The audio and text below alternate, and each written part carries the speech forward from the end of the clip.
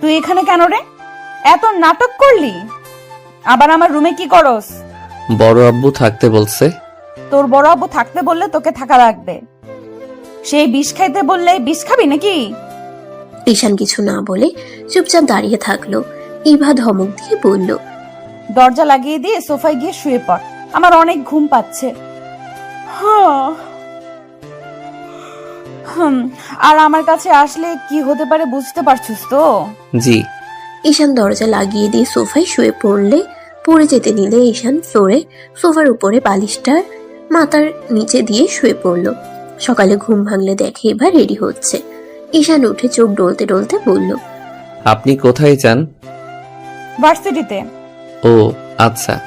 ঈশান ওয়াশরুমে গিয়ে ফ্রেশ হয়ে নিল। রেডি হয়ে ব্যাগ নিয়ে নিচে গেলে এবার আম্মু বলে, ঈশান কোথায় যাচ্ছ? আন্টি আমি কলেজে যাব। ও এবার তুই ঈশানকে নিয়ে যা, তোদের কলেজেই তো ভর্তি করা হয়েছে। মানে কি? মানে কিছু না, তুই নিয়ে যাবি, এটাই শেষ কথা। পারবো না, ওই একা যা। আমি কলেজে চিনি, একা যেতে পারবো। আচ্ছা, দুইজন খাবার খেয়ে নাও। ঈশান ইভা খাবার খেতে বসলো। দুজনের খাওয়া শেষ হইলে এবার আম্মু দুজনকে হাত খরচ দিল। ঈশান নিতে না চাইলে জোর করে দিল। দুইজন বাসা থেকে বের হয়ে গেল। ইভা বাইক নিয়ে চলে গেল। ঈশান রিক্সার অপেক্ষা করতে লাগলো। রিক্সা পেলে উঠে পড়লো। কলেজের গেটের সামনে নেমে পড়লো। কলেজের ভিতরে গেলে দেখতে পেল ইভা ক্যাম্পাসের মাঝখানে বসে আছে বন্ধুদের সাথে। ঈশান সামনের দিকে এগিয়ে যেতে লাগলো। ঈশান বুঝতে পারছে না কোনটা কার ক্লাস। ইভা অনেকক্ষণ ধরে ঈশানকে খেয়াল করতে লাগলো। ঈশানের ক্লাস রেখে অন্যদিকে যেতে দেখে ইভা একটা ছেলেকে ডাক দিল। ছেলেটা আসলে ইভা বলল, এই শোনো, ওই যে ব্ল্যাক কালার শার্ট পরা ছেলেটাকে দেখছো, ওকে ইন্টার ফার্স্ট ইয়ারের ক্লাসটা দেখিয়ে দাও। ছেলেটা চলে গেলে রাইসা বলে ওঠে, ছেলেটা কে রে? আমার বন্ধুর ভাগনা, আমাদের বাড়িতে থাকবে মনে হয়। কিউট বাচ্চা একটা। ওইদিকে না তাকিয়ে এইদিকে ফোকাস দে। এইদিকে ছেলেটা ঈশানকে ক্লাস দেখিয়ে দিয়ে চলে গেল। ঈশান ক্লাসে গিয়ে লাস্ট বেঞ্চিতে গিয়ে বসলো।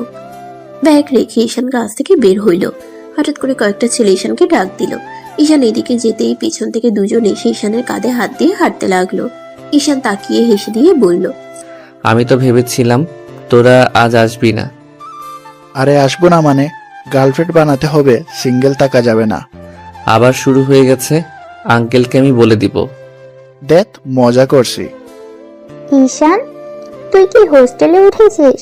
না, মামার বন্ধুর বাড়িতে থাকবো, ওইখান থেকে কলেজে আসবো। ও আচ্ছা। হুম। তিনজন এগিয়ে গেলে রনি বলে ওঠে, এই তোমরা ইন্টার ফার্স্ট ইয়ারে নাকি? জি ভাইয়া। ও আচ্ছা, খুব ভালো। এই শোনো, আমাদের জন্য বাইরে থেকে স্পিড আর চিপস নিয়ে আস। আমরা কেন নিয়ে আসবো? আপনাদের জিনিস আপনারা নিয়ে আসেন। এই তো সাহস তো কম না, আমাদের মুখের উপর কথা বলস। আমাদের কথা মতো না চললে এই কলেজে একদিন ও টিকতে পারবি না। তাড়াতাড়ি যা, না হলে। আনবো না, দেখি কি করতে পারেন। রাকিব, ঝামেলা করিস না। ভাইয়া টাকা দেন, আমি নিয়ে এসে দিচ্ছি। তোর টাকা দিয়ে নিয়ে আয়। এখন না হলে দুজনকে পিটিয়ে সোজা করে ফেলবো। ভাইয়া আমরা কেন টাকা দিব? ঈশান রাকিবকে রনির বন্ধুরা মারতে যাবে, সাথে সাথে পিছন থেকে ইভা বলে ওঠে, এখানে হচ্ছেটা কি? দেখেন না উনি আমাদের মারতে আসছে। ইভা আপু, তুমি এখানে থেকে যাও। এই ছেলেগুলো অনেক বেয়াদব, আমাদের সাথে বেয়াদবি করছে। ওদের সাহস দেখে আমি বাঁচি না। কিসের বেয়াদবি করছে? এই যা এখান থেকে তোরা। আপু, আমরা সত্যি বলছি, ওদের জিজ্ঞেস করো। না, আমরা বেয়াদবি করি নাই। উনি আমাদের বলছে যে দোকান থেকে স্পিড আনতে। রাকিব আনবে না বলছে, পরে আমি তারপর আনতে চাইলাম, বাট উনি বলে আমাদের টাকা দিয়ে নিয়ে এসে দিতে। ইভা রেগে ঈশানের গালে থাপ্পড় মেরে দিলে সবাই হা হয়ে গেল। সবাই ভয়ে ঢুক গিলতে লাগলো। ঈশান গালে হাত দিয়ে দাঁড়িয়ে আছে, নিচের দিকে তাকিয়ে চোখ দিয়ে টপ টপ করে পানি পড়তে লাগলো। রনিরা মিটে মিটে হাসতে লাগলো। ইভা রেগে গিয়ে বলে, এই তুই এত ভীতু কেন রে? তোর বন্ধু তো সাহসী, তুই কোন হিসাবে ওর চাকরিগিরি করতে চাস? তুই কোন হিসাবে ওর চাকরগিরি করতে চাস? তুই এখানে পড়াশোনা করতে এসেছিস, কারো চাকরগিরি করতে না। এখনই ওদের গালে থাপ্পড় যদি না দেস, তোর কপালে দুঃখ আছে। থাপ্পড় মার বলছি। ইভার কথা শুনে রনিরা ঢোক গিলতে লাগলো। রাকিব তুলি খুশি হয়ে রনিকে দুজন দুই দিক থেকে থাপ্পড় মারলো।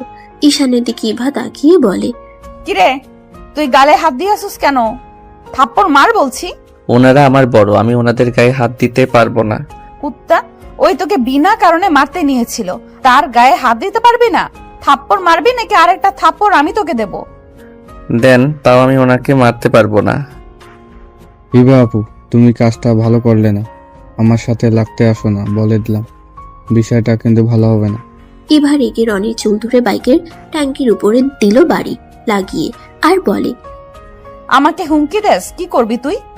তোর সাহস দেখে বাঁচি না। আমাকে হুমকি দেস? ইভার মার দেখে সবাই ভয়ে দৌড়ে পালালো। রাকিব তুলিত খুশিতে শীষ বাজিয়ে বলল, আপু, আমি তো আপনার অনেক বড় ফ্যান হয়ে গেলাম। আমার ফ্যান হতে হবে না, তোমাদের ওই বলদটাকে ঠিক করো। ইভা কথাগুলো বলে চলে গেল। ঈশানের অনেক ভালো লাগলো। ঈশান খুশি হইলে প্রকাশ করলো না। ঈশান রাকিব তুলির সাথে যেতে লাগলো। ক্লাস সময় হলে তিনজন ক্লাসে চলে গেল। মনোযোগ দিয়ে ক্লাস করতে লাগলো। ক্লাস শেষ হইলে তিনজন লাইব্রেরি খুঁজতে লাগলো। লাইব্রেরিতে গিয়ে তিনজন নিজেদের পছন্দ মতো বই খুঁজতে লাগলো। ঈশানের হাতে রাকিব একটা বই দিলে সাথে সাথে ইভা সামনে আসলে ঈশানের হাত থেকে বই ফেলে বলল, না না, আমি এইসব পড়ি না। রাকিব দিয়েছে আমার হাতে। ক্লাস বাদে এখানে কি করস? ক্লাস নাই, আর লাইব্রেরি বইগুলো পড়তে ভালো লাগে। যা চুপচাপ পড়, বেশি কথা বললে বের করে দিব। এই লাইব্রেরির দায়িত্ব আমার, বুঝলি? আচ্ছা। ঈশান বই খুঁজতে লাগলো। বই পেয়ে গেলে তিনজন একসাথে বসে পড়তে লাগলো। হঠাৎ করে রাইসা এসে বলল, হাই, হ্যালো। তোমাদের সাথে কি বসতে পারি? জি অবশ্যই আপু, বসুন। রাইসা ঈশানের সামনে বসলো। ঈশান ওইদিকে মনোযোগ না দিয়ে বই পড়তে লাগলো। ঈশান রাকিবকে বলল, এই রাকিব গার্লফ্রেন্ড বানানোর একটা বই পাইছি। ঈশান কথাটা বলে সামনের দিকে তাকাতেই সাথে সাথে ভেবাচেকা খেয়ে গেল।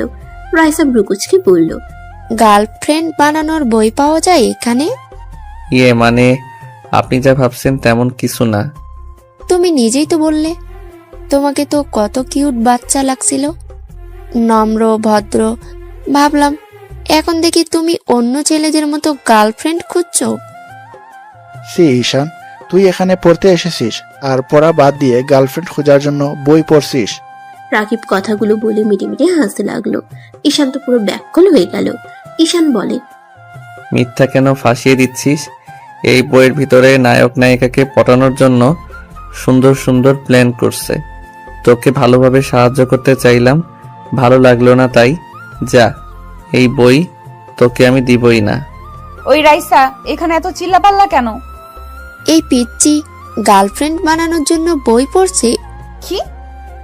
ঈশান ভয় পেয়ে ঢোক গিলতে গিলতে বলে, না না, আমি এটার জন্য বই পড়ছি না। আমার থ্রিলার গল্প ভালো লাগে, বাট এখানে যে একটু রোমান্স আছে এইটা জানতাম না। বই রাখ, বের হ তুই এখান থেকে। গার্লফ্রেন্ড বানাচ্ছি তোকে। বিড়াল, তোকে আমি পরে দেখে নিব। এই বাই, সরি, মজা করছি। ওই ঈশান শোন না। ওই বাই। ঈশান রাকিবের কোনো কথা না বলে চলে যেতে লাগলো। রাকিব ঈশানের পিছন পিছন যেতে লাগলো। তুলি এখানে বসে থেকে বই পড়তে লাগলো। মনটা ভাঙ্গে গেল। পিচ্চিটারে ভালো লাগলো, এইটাও একটা লুচ্চা এই বয়সে গার্লফ্রেন্ড খোঁজা শুরু করছে। আরে আপু, ওকে ভুল বলছেন। ঈশান অনেক ভালো ছেলে, নম্র ভদ্র শান্ত একটা ছেলে। রাকিব সারাদিন আমাদের মাথা নষ্ট করে দেয়, গার্লফ্রেন্ড লাগবে ওর। মেয়ে কিভাবে পটাবে সেই জন্য হাজারো বই পড়ে। আর ঈশান একটু দেখছে তাই ওকে জানানোর জন্য বলছে, আর রাকিব ওকে ফাঁসিয়ে দিয়েছে। যাক, মনটা ভাঙে নাই। তুই লুচ্চামি কম কর, বই পড়লে পড়, না হইলে ক্লাসে যা। এত চেতা যাস কেন? তাহলে চুপ থাক, বাকি সবার সমস্যা হচ্ছে। রাইসা মুখ ভেঙচি দিয়ে পড়তে লাগলো। এদিকে ঈশানের থেকে বইটা চাইতে লাগলো। ঈশান ক্লাসে চলে গেল। ম্যাম আসলে আর কিছু বলতে পারলো না। ঈশান সব ক্লাস শেষ করে ক্যান্টিনে চলে গেল। রাকিব ঈশানের কাছ থেকে বই নেওয়ার জন্য পিছনে পড়ে থাকলো। ঈশান সামোসা অর্ডার দিয়ে বসে পড়লো। তুলি বলে ওঠে, ঈশান, তোর গার্লফ্রেন্ড পাওয়া গেছে? মানে? বাম সাইডে দেখ, সিনিয়র ওই আপুটা। ঈশান বামে তাকাতেই দেখে ইভা আর রাইসা আর কয়েকটা ছেলে। ঈশান বলে, দ্যাট কি যাতা বলস? সত্যি বলছি, রাইসা আপু তোকে অনেক পছন্দ করে। মনে হয় তোর প্রেমে পড়ছে। ফালতু কথা বলিস না। তুলি আর কিছু বলল না। সামোসা আসলে ঈশান নিজের মতো করে খেতে লাগলো। খাওয়া শেষ হলে বিল দিয়ে তিনজন বের হয়ে গেল। মাঠের এক পাশে গিয়ে তিনজন বসে থেকে আড্ডা দিতে লাগলো। রাইসা আর কয়েকজন এসে বলল, এই তোমরা আমাদের জায়গায় কেন বসছো? এখানে কি নাম লেখা আছে নাকি যে কোনটা কার জায়গা? না মানে সেই রকম কিছু না, এখানে আমরা বসি আর কেউ বসে না। সবাই জানে এখানে আমাদের টিমের সদস্যরা শুধু বসে। ও আচ্ছা, সরি আপু, আমরা জানতাম না। রাকিব, চল গাছের ওই দিকে বসি। এখন ঝগড়া শুরু করিস না, ওঠে। ওরা ডান সাইডে কিছুটা দূরে বসলো। ইভা কিছুক্ষণ পর এসে সবার সাথে বসলো। ইভা ঈশানকে দেখে বলল, ওই তোদের ক্লাস শুরু হয়েছে, যা এখান থেকে। ক্লাস করব না, সব ক্লাসে শুধু পরিচয় পর্ব হয়। পরিচয় হয়ে নে, যা। প্রথম দিন এসে এই অবস্থা, আর তো বাকি দিন পড়ে আছে, যা এখান থেকে। ঈশান কিছু না বলে রাকিব তুলিকে নিয়ে ক্লাসে চলে গেল। কলেজ ছুটি হলে তিনজন বের হয়ে যায়। ঈশানকে রাকিব বলল, দোস্ত, সামনে একটা পার্ক আছে, চল আমরাও এখানে যাই। তুই কিভাবে জানলি? আমি এসেছিলাম তাই জানি, চল। তিনজন পার্কে চলে গেল। গিয়ে অনেকক্ষণ থেকে সন্ধ্যার দিকে যার যার মতো চলে গেল। ঈশান বাসায় গিয়ে কলিং বেল বাজাতেই ইভা দরজা খুলে রাগের লোক নিয়ে তাকিয়ে বলে, কিরে, তুই এতক্ষণ কই ছিলি? তোর কলেজ ছুটি হয়েছে কখন, আর আসলি কখন? আসলে আমি পার্কে ঘুরতে গেছিলাম। কি? কোন পার্কে? ওখানে তো দুইটা আছে, কোনটাতে গিয়েছিলি? নাম খেয়াল নাই। ইভা কিছু বলতে যাবে ইভার আম্মু বলে উঠল, কি ব্যাপার ঈশান, ভেতরে না এসে বাইরে দাঁড়িয়ে আছো কেন? আম্মু ওকে ভুলেও বাচ্চা ভেবো না। তুমি জানো ওই লাইব্রেরিতে গিয়ে কি কি পড়ছে? আপু, মিথ্যা বলবে না তো? ঈশানের মুখ থেকে আপু ডাক শুনে দুজন ভ্রুকুচকে তাকালো। ইভার আম্মু বলে, ঈশান এসব কি বলো? এবার তোমার স্ত্রী, তুমি ওকে আপু কেন বলছো? আপনারা আঙ্কেল আন্টি হইলে উনি তো আপু হয়। ইভা কথাটা শুনে আগে কিছু বলবে তার আগেই ইভার আম্মু বলে, এবার তোমার আগে আপু ছিল, এখন তো তোমাদের বিয়ে হয়েছে, তার মানে এখন থেকে ও তোমার স্ত্রী, আর বউকে কেউ আপু বলে ডাকে? তাহলে কি বউ বলে ডাকবো? খবরদার, একদম না। আমাকে তুই কোনো কিছুই বলবি না, আপু বলবি না, বোনও না, কিছুই না। আর হ্যাঁ, আমার সাথে যে তোর বিয়ে হয়েছে এইটা যেন কেউ না জানে, জানলে তোর খবর আছে। তাহলে ডাকবো কিভাবে দরকার হইলে? বউ বলে ডাকো, ওর কথাও রাখো। যাও, ফ্রেশ হয়ে নাও। ঈশান আর কিছু না বলে ইভার রুমে চলে গেল। ইভা ঈশানের চলে যাওয়ার দিকে তাকিয়ে থাকলো। ইভা ঈশানের পিছন পিছন গেল। রুমে গিয়ে ঈশানকে বলল, এই, তুই রাইসার থেকে দূরে থাকিস, না হইলে তোর অবস্থা খারাপ করে দিব। কেন? রাইসা আপু তো অনেক ভালো।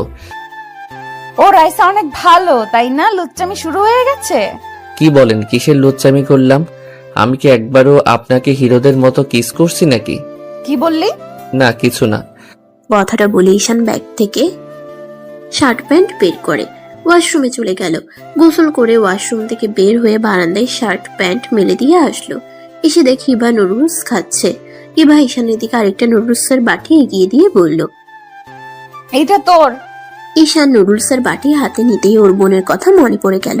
ঈশানকে নুডলস বাটি নিয়ে দাঁড়িয়ে থাকতে দেখে ইভা বলল, কিরে, খাওয়া বাদ দিয়ে এইভাবে দাঁড়িয়ে আছিস কেন? বোনটার কথা খুব মনে পড়ছে। আমার বোনটা নুডলস খেতে অনেক পছন্দ করে। ও, তা তোর বোন তো বিয়েতে আসলো না? বড় আব্বু বড় আম্মু আমাকে এখানে মিথ্যা বলে নিয়ে এসেছে, আপনার সাথে বিয়ে দিয়েছে। এটা তো বোন জানে না।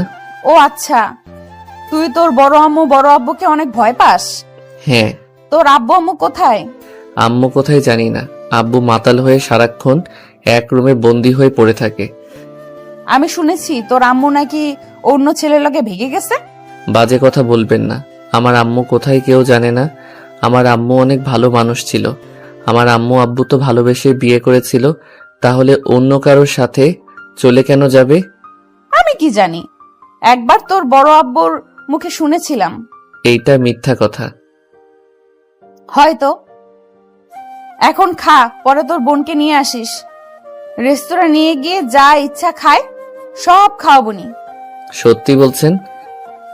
হ্যাঁ, এখন খা। ঈশান সোফায় বসে খেতে গিয়েও খেতে পারল না। ঈশানের চোখ দিয়ে পানি পড়তে লাগলো। ইভা বলে উঠে, কি হলো আবার? আমি খেতে পারছি না। আমার বোনটা খেতে পেয়েছে কিনা তাও জানি না। আপনার ফোনে একবার বড় আম্মুকে কল দিতে দিবেন? কান্না করিস না, এই নে। ইভা ঈশানকে ফোন দিলে ঈশান ওর বড় আম্মুকে কল দিল। কল রিসিভ করতেই ঈশানের বোনের চিৎকার শুনতে পেয়ে বুঝতে আর বাকি রইল না। ইভা যেন চমকে গেল। ঈশান বলে ওঠে, বড় আম্মু আমার বোনকে কেন মারছে? আমি তো বড় আব্বুর কথা মতো কাজ করলাম, তারপরও কেন মারছে? ঈশান বাপ, আমাকে ক্ষমা করে দে।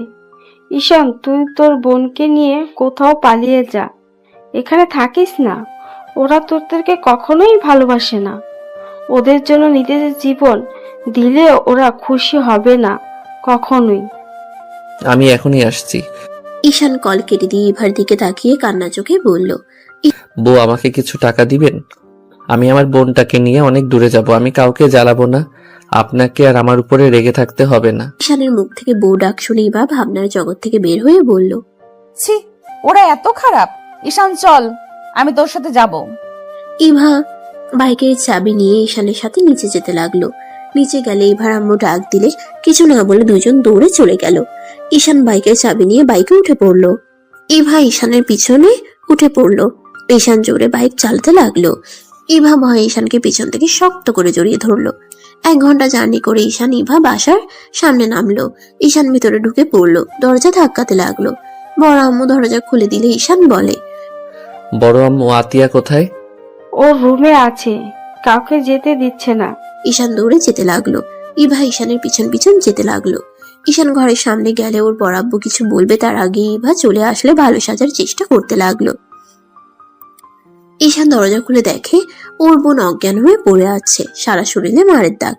ইভা চিৎকার করে বলল, ওই মেয়েটার গায়ে কে হাত দিয়েছে? এখন আমার সামনে আসবেন, না হইলে আমি এখানে ভাঙচুর করে দিব। ঈশানের বড় আব্বু বলে, মা, তুমি শান্ত হও।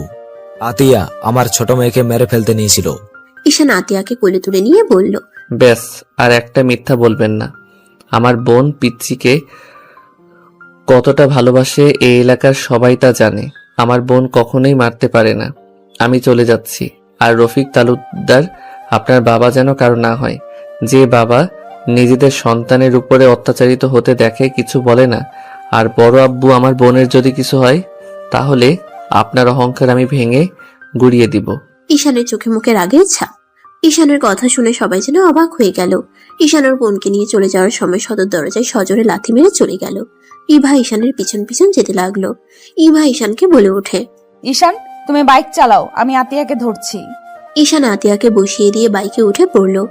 আতিয়াকে ধরে ইভা উঠে পড়লো। বাইক নিয়ে সোজা হসপিটালে চলে গেল। আতিয়াকে হসপিটালে ভর্তি করে দিল।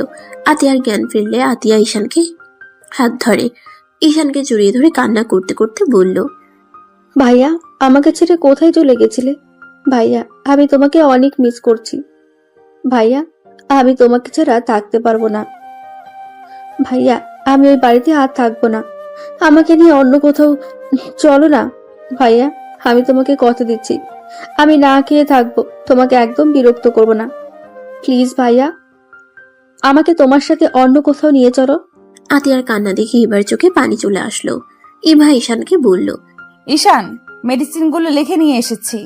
আর তোমরা কান্না করো না, আজ থেকে তোমরা আমাদের বাড়িতে থাকবে। আমারও কোনো বোন নাই, আজ থেকে তুমি আমার ছোট বোন। ইভা আতিয়ার কাছে গেলে আতিয়া ঈশানের দিকে তাকায়। ঈশান বলে ওঠে, উনি আমার স্ত্রী। গতকাল ওনার সাথে আমার বিয়ে হয়েছে। আতিয়া খুশি হয়ে ইভাকে জড়িয়ে ধরে বলে, আপনি আমার ভাবি, আপনি কত সুন্দর, স্মার্ট। তুমি তো আমার থেকেও অনেক সুন্দর। আচ্ছা চলো, আমাদের বাসায় যাবে। না, বিয়ে হইলে তো বউরা শ্বশুর বাড়ি থাকে, জামাই ননদ কি আর ভাবিদের বাসায় থাকে নাকি? দূর ভাবি, বাদ। তুমি আমাকে আপু বলবে। আপুর বাসায় যেতে তো কোনো সমস্যা নেই, তাই না? কিন্তু আপনার আব্বু আম্মু কি আমাদের মেনে নেবে? আরে সমস্যা নেই, আমি আছি না, চলো। ঈশান ইভা আতিয়াকে ধরে নিয়ে যেতে লাগলো। 3 জন বাইকে উঠে বাসায় চলে আসলো। কলিং বেল বাজাতে ইভার আম্মু বলে, কোথায় গিয়েছিলে দুইজন? আতিয়াকে নিয়ে আসতে। কি ব্যাপার উঠিয়া? তোমার হাত পায়ে ব্যান্ডেজ কেন? আব্বুর বন্ধুর কাণ্ড। লোকটা আমাদের সামনে ভালো মানুষের রূপ দেখায়, আসলে লোকটা বদমাইশ একটা। আর আম্মু আতিয়া আজ থেকে আমাদের এখানেই থাকবে। আমার তো কোনো ভাই বোন নাই, আতিয়া আমার ছোট বোন হয়ে থাকবে। ভিতরে নিয়ে আয়। তিনজন ভিতরে গেল। আতিয়া বলে ওঠে, আন্টি, আমি সব কাজ পারি, আপনাকে আমি সব কাজে সাহায্য করব, আমাকে একটু থাকতে দেন। আতিয়ার কথা শুনে ইভার আম্মু বলে, এভাবে বলছো কেন? তুমি এখানে থাকবে, তোমাকে কোনো কাজ করতে হবে না। আর ইভা, তুই ওদেরকে এভাবে ছেড়ে দিয়ে আসলি কেন? জেলে দিয়ে আসতে পারস নাই? আহারে, এইটুকু মেয়েকে কিভাবে মেরেছে? শুধু হাত পা ব্যান্ডেজ দেখছো, ও সারা শরীর দিয়ে লাল হয়ে গেছে মারের দাগে। ছি, মানুষ নাকি পুছু?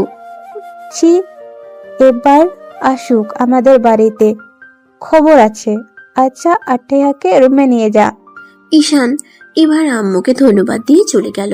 ইভা আতিয়াকে একটা রুমে থাকতে দিল। ঈশান ইভার রুমে বসে আছে।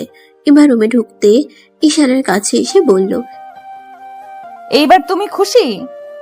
আর হ্যাঁ, তুমি এইভাবে যতদিন মানুষকে ভয় পেতে থাকবে, মানুষ তত মাথায় উঠে নাচবে। মানুষকে বেশি উপরে তুলতে হয় না, যে যেমন তার সাথে তেমন করা উচিত। ঈশান ইভাকে আর কিছু বলতে না দিয়ে ইভাকে শক্ত করে জড়িয়ে ধরলো। ইভা থমকে গেল। ঈশান কান্না করতে করতে বলল, আপনি নিজের মানুষ না হয়ে আমাদের থাকতে দিলেন, আমাদের কথা ভাবছেন, আর নিজের বাবা দেখেও চুপ থাকে। আপনাকে আমি কি বলে ধন্যবাদ দিব আমার বলার ভাষা নাই। আমি আপনাকে কথা দিচ্ছি, আমাদের জন্য আপনাদের কোনো ক্ষতি হবে এমন কোনো কিছু করব না। আমি আপনাদের সব কথা মেনে চলবো। ঈশান, ছাড়ো।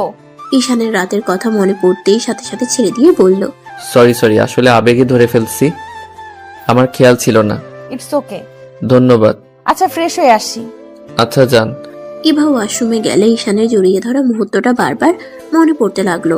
চোখ বন্ধ করে ঈশানের স্পর্শ অনুভব করতে লাগলো। হঠাৎ করে মাথায় হালকা থাপ্পড় দিয়ে বলে, কি ভাবস? ওই তোর অনেক ছোট, ওর সাথে তোর কিভাবে যায়? একদম ওর কথা ভাববি না। ইভা কথাগুলো ভেবে ফ্রেশ হয়ে বের হইল। ঈশান ঘাটে বসে থেকে ভাবতে লাগলো, এখানে কি থাকা ঠিক হবে? একসাথে দুইজনের দায়িত্ব অন্য কারোর উপরে দেওয়া ঠিক না। আমাকে যে কোনো একটা জব খুঁজতে হবে। ঈশান কথাগুলো ভাবতে লাগলো। ইভা ওয়াশরুম থেকে বের হয়ে বলল, যাও, ফ্রেশ হয়ে আসো, আম্মু খাবার খেতে ডাকছে, আমি আতিয়াকে নিয়ে গেলাম। ইভা চলে গেল। ঈশান ফ্রেশ হতে চলে গেল। ফ্রেশ হয়ে ঈশান নিচে চলে গেল। নিচে গেলে দেখে আতিয়া এত খাবার দেখে খুশি হয়ে মজা করে খাচ্ছে। ঈশান বোনের মুখে হাসি দেখে নিজের মুখে হাসি ফুটে উঠলো। এবার আম্মু ঈশানকে দেখে বলল, ঈশান, তুমি আসো, খেয়ে নাও। ঈশান গিয়ে বসলো। ঈশানের হাতের দিকে আতিয়ার চোখ গেলে বলে, ভাইয়া, তোমার হাতে কি হয়েছে? আমি তো খেয়াল করিনি। আতিয়ার কথা শুনে সবাই কিছুটা ভরকে গেল। ঈশান হাসি মুখে বলে, আর বলিস না, খেলতে গিয়ে টিনের টুকরার সাথে লেগে কেটে গেছে। উফ ভাইয়া, তুমি কি সাবধানে খেলতে পারো না? এখন থেকে সাবধানে খেলবো, তুই খা। ইভা দীর্ঘ নিঃশ্বাস ছাড়লো। আতিয়ার খাওয়া শেষ হলে সবার থেকে বিদায় নিয়ে রুমে চলে গেল। ইভা বলে ওঠে, ওই যেমন করে, ওই তো খেতেও পারে না, অল্প খেয়ে চলে গেল। ছোট মানুষ, পেটে যতটুকু জায়গা ততটুকু তো খাবে। আচ্ছা, তুমি ওকে মিথ্যা কেন বললে? কোন বিষয়? এই যে আমি তোমার হাতে চাকু দিয়ে কেটে দিলাম, আর তুমি বললে অন্য কোথা। ওই যদি জানতো আপনি করছেন তাহলে আপনাকে দেখে অনেক ভয় পেত, আপনাকে ঘৃণা করতো, ওই আপনাকে ভালোবাসতে শুরু করছে, আপনাকে অনেক পছন্দ করতে শুরু করছে, সেখানে আপনার প্রতি ধারণা অন্যরকম হয়ে যেত। ও আচ্ছা। চারজন টুকটাক কথা বলে খাবার খেয়ে যার যার রুমে চলে গেল। ঈশান দরজা লাগিয়ে দিয়ে পড়তে বসলো। ইভা খাটের উপরে বসে ফেসবুকিং করতে লাগলো। পড়া শেষ হইলে দেখে ইভা ফোন চালু করে ঘুমিয়ে গেছে। ঈশান আস্তে আস্তে কাছে গিয়ে ফোনটা অফ করে দিল। ইভাকে ধরে আস্তে আস্তে বালিশ ঠিক করে শুয়ে দিল। ইভা ঘুমের ভিতরে ঈশানকে জড়িয়ে ধরলো। ঈশান ভয়ে কাঁদতে লাগলো। ঈশানের কাঁপাতে এবার ঘুম ভাঙলে সাথে সাথে ধাক্কা দিয়ে রাগে লোক নিয়ে বলে, আবার আমার ঘুমের সুযোগ নিতে চাইছিলি? বউ, আমার কথা শুনে খালি ভুল বুঝবেন না। আপনি ফোন চালু করে আতশোয়া হয়ে ঘুমিয়ে গেছিলেন, আমি জাস্ট আপনাকে ঠিক করে শুয়ে দিচ্ছিলাম আর ফোন অফ করলাম। আপনি নিজেই তো জড়িয়ে ধরছিলেন। ভালো হয়েছে, যা ঘুমা। ঈশান লাইট অফ করে নিচে শুয়ে পড়লো। সকালে ঘুম থেকে উঠে ওয়াশরুমে চলে গেল। ফ্রেশ হয়ে রেডি হয়ে নিচে গিয়ে দেখে ইভা রেডি হয়ে আতিয়ার সাথে হেসে হেসে কথা বলছে। ঈশান নিচে গেলে আতিয়া বলে, ভাইয়া, আমি আন্টির সাথে একটাও জায়গায় যাব, তুমি আবার বাসায় এসে আমাকে খুঁজো না। কোথায় যাবি? আমার বান্ধবীর বাড়িতে যাব। তুমি ইভা বাসায় এসে খাবার খেয়ে নিও, আর রাতে নাও আসতে পারি। ও আচ্ছা। চারজন খেতে বসলো। খাওয়া শেষ করে ইভা ঈশান বের হয়ে গেল। ঈশান দাঁড়ালে ইভা বলে, বাইকে উঠেক। না, আপনি যান। উঠেক, সমস্যা নাই, সবাই জানে তুই আমার আব্বুর বন্ধুর ভাগ্নে হোস। এবার কথা মতো ঈশান উঠে পড়লো। ঈশান মাঝখানে ব্যাগ রাখলে ইভা মুচকি হাসলো। বাইক জোরে চালাতে লাগলো। কলেজের গেটের সামনে নামতেই তুলি এসে ঈশানকে টেনে নিয়ে যেতে লাগলো। কি হয়েছে, এভাবে নিয়ে যাচ্ছিস কেন? আজকে ক্লাস করব না। রাকিব, আমি তুই মিলে ঘুরতে বের হব, আর এক জায়গায় দাওয়াত আছে। কোথায়? তুই যে ভাইয়াটাকে বাঁচিয়েছিলি রক্ত দিয়ে, ওই ভাইয়াটার আজকে বার্থডে। ক্লাবে ভাইয়া পার্টি রাখছে। ভাইয়ার সাথে সারা দিন ঘুরে রাতে পার্টি করে বাসায় চলে যাস। তোরা দুইজন যা, আমি যেতে পারবো না, আমার কাজ আছে। যা, ভাইয়াকে তাহলে বল যা। ভাইয়াকে কোথায় পাবো? তুলি ঈশানের হাত ধরে নিয়ে যেতে লাগলো। ভার্সিটির দিকে নিয়ে যেতে লাগলো। 3 তলায় নিয়ে গিয়ে একটা ক্লাসে টেনে নিয়ে গিয়ে বলল, ভাইয়া। ঈশান নিজেকে সামলিয়ে নিয়ে সামনের দিকে তাকাতেই দেখে ইভা রাইসা ফ্রেন্ড গ্রুপের সবাই আসছে। রাফি ঈশানকে দেখে বলল, ঈশান, কেমন আছো? আলহামদুলিল্লাহ ভাইয়া, আপনি কেমন আছেন? আর শুভ জন্মদিন ভাইয়া। ধন্যবাদ ব্রাদার। এইদিকে আসো, আমার ফ্রেন্ডদের সাথে পরিচয় করে দেই। রাফি ঈশানকে ধরে নিয়ে যেতে লাগলো। এক এক করে সবার সাথে পরিচয় করিয়ে দিতে লাগলো। ইভাকে দেখিয়ে দিয়ে বলল, আর এটাই আমার বেস্ট ফ্রেন্ড ইভা আর রাইসা। আরে, ওকে তো আমরা চিনি। ভাইয়া, ওই আপনার সাথে ঘুরতে যাবে না বলছে। সত্যি এটাই বলেছ? না মানে ভাইয়া, আমি তো আপনার বেস্ট ফ্রেন্ডদের বাসায় থাকি। আঙ্কেল তো মিটিং এর জন্য সিলেট গেছে, আর আন্টি আমার বোনকে নিয়ে কোথাও গেছে, রাতে আসবে না। বাসায় আমি আর উনি থাকবো। সেখানে একটা মেয়ে মানুষকে বাসায় একা রাখার সাহস হচ্ছিল না, যদি ভয় পাই। ঈশানের কথা শুনে সবাই অবাক হয়ে গেল। রাফি হেসে বলে, ওহ, এই ব্যাপার, তুমি ইভাদের বাসায় থাকো? আগে তো বলো নাই। আর ইভা তো আমাদের সাথে থাকবে, তাই এত চিন্তা করো না। আর আন্টি আমাদের বাসায় যাবে, তাই এত চিন্তার কিছুই নেই। আপনিও যাবেন নাকি? ওকে, তাহলে আমিও যাব। ওকে, তাহলে সবাই চলো। সবাই বের হয়ে গেল। ঈশানকে দেখে রাইসা বলে, ঈশান, তুমি আমার বাইকে আসো। তুলি, এবার বাইকে যাও। আর রাকিব, তুমি জাহিদের বাইকে ওঠো। আপু, আমি ওনার বাইকে উঠি, আপনি তুলিকে নিয়ে যান। ওনাকে তো চিনি ভালো করে, তাই অন্য মেয়ের বাইকে যেতে প্লিজ রাগ করেন না। ইভা মনে মনে খুশি হইল। কাউকে বুঝতে দিল না ইভা ঈশানকে নিয়ে যেতে লাগলো। রাইসার রাগ হইলেও কিছু বলল না। সবাই যেতে লাগলো। সারাদিন ঘোরাঘুরি। একটা জঙ্গলে গিয়ে সবগুলো ফেসে গেল। ইভা রেগে বলে, এই রাস্তাকে যেন আসতে বললি? কচুর দল, যা সামনে থেকে, গাছ সরা। ঈশান নেমে আর কয়েকটা ছেলে নেমে গাছ সরাতে লাগলো। সরিয়ে দিয়ে আবার বাইকে উঠলো। সবাই জঙ্গলের ভিতর দিয়ে উঠে রাস্তায় উঠে পড়লো। বাইক নিয়ে যেতেই হঠাৎ করে ইভা বাইক থামিয়ে বলল, এই তুমি চালাও, আমার হাত ব্যথা করছে। ঈশান বাইকের সামনে চলে গেল। ইভা ঈশানকে পিছন থেকে ধরে যেতে লাগলো। ঈশান কিছুটা অকওয়ার্ড ফিল করতে লাগলো। রাত 10টার দিকে মাম সাইডে ঘুরে যেতেই ঈশান ইভা দেখে সবাই বাইক থেকে নেমে হাঁটু গেড়ে বসে আছে। ঈশান ইভাকে নিয়ে পিছনে ঘুরে বাইক জোরে চালিয়ে নিয়ে যেতে লাগলো। ইভা রেগে গিয়ে বলল, এসব কি করছস? ওইখানে বন্ধুরা বিপদে পড়ছে আর তুই পালিয়ে যাচ্ছিস। ঈশান, বাইক থামা। ঈশান বাইক থামিয়ে বলে, আপনি বাইক নিয়ে থানায় যান, আমি ওইখানে যাচ্ছি। আমার সাথে তুইও চল। যান তো আপনি। ঈশান দৌড়ে সামনে থেকে একটা লাঠি তুলে দৌড়ে যেতে লাগলো। ইভা উপায় না পেয়ে থানার দিকে যেতে লাগলো। ঈশান ব্যাগ থেকে মুখোশ, হাত গ্লোভস পরে নিল, কালো জ্যাকেট পরে নিল। ঈশান সামনের দিকে যেতে লাগলো। তুলির দিকে একটা লোক হাত দিতে যাবে, সাথে সাথে ঈশান লাঠি ঢিল মারলো। সাথে সাথে লোকটার হাতে গেলে পড়ে গেল। ঈশান দৌড়ে গিয়ে এক এক করে মারতে লাগলো। সবাই যেন হতভম্ব হয়ে গেল। চোখের সামনে 2 মিনিটের ভিতরে সবাইকে মাটিতে পড়ে যেতে দেখে সবাই যেন হাঁ হয়ে গেল। কেউ কিছু বলার আগে ঈশান দৌড়ে রাস্তা থেকে নেমে পালিয়ে গেল। আবার সবকিছু খুলে ঈশান ব্যাগ নিয়ে যেতে লাগলো। এর ভিতরে ইভা পুলিশকে নিয়ে চলে আসে। ইভা ঈশানকে বাইকে উঠতে বলে ঈশান বাইকে উঠে পড়ল। পুলিশ সবাইকে ধরে নিয়ে গেল। ইভাকে সবাই বলল, আমি তো ভেবেছিলাম তোরা দুইজন পালিয়ে গেছস।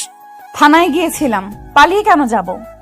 এখন ভালো হয়েছে, সবাই মিলে মূর্তি বালের প্ল্যান করছে, জঙ্গল দিয়ে যাওয়ার রাস্তা বের করছে, যত সব। আমি কি জানতাম এমন হবে? ওই হোটেলটা অনেক সুন্দর, তোরা গেলে বুঝতে পারবি। তাড়াতাড়ি চল। সবাই বাইকে উঠে যেতে লাগলো। সবাই ঈশানের কথা বলতে লাগলো। ইভা প্রপোজকে তাকিয়ে বলে, তোরা কি পাগল হয়েছিস নাকি? হুট করে একটা ছেলে আসলো আর সবাইকে মেরে 2 মিনিটের ভেতরে পালিয়ে গেল, এটা কখনো সম্ভব নাকি? আরে সত্যি এমন হয়েছে? আমরা সবাই দেখেছি। এটা কখনোই সম্ভব না, চোখে ভুল দেখছেন আপনারা।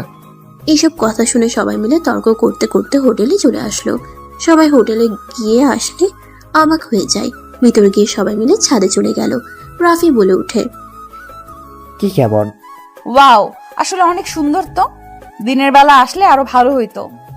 পার্টিটা এনজয় কর, এখানে দাঁড়িয়ে থাকিস না। ইভা চলে গেল।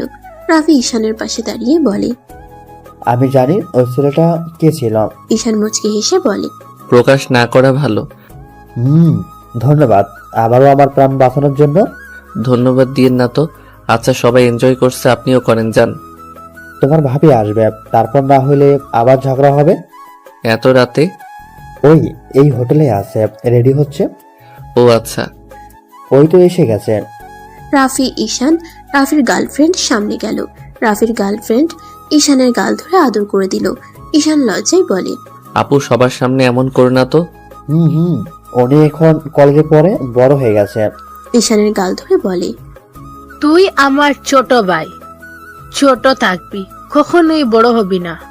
ঈশান হেসে বলে, ওকে আফা, যান। ইভা ঈশানকে রাফির গার্লফ্রেন্ডের সাথে এত খুশি দেখে রাগ হতে লাগলো। রাফির গার্লফ্রেন্ড সবার সাথে কুশল বিনিময় করে। 12টা বাজতেই সবাই কেক কাটার জন্য দাঁড়িয়ে গেল। কেক কাটা শেষ হলে সবাই একে অপরকে লাগিয়ে দিতে লাগলো।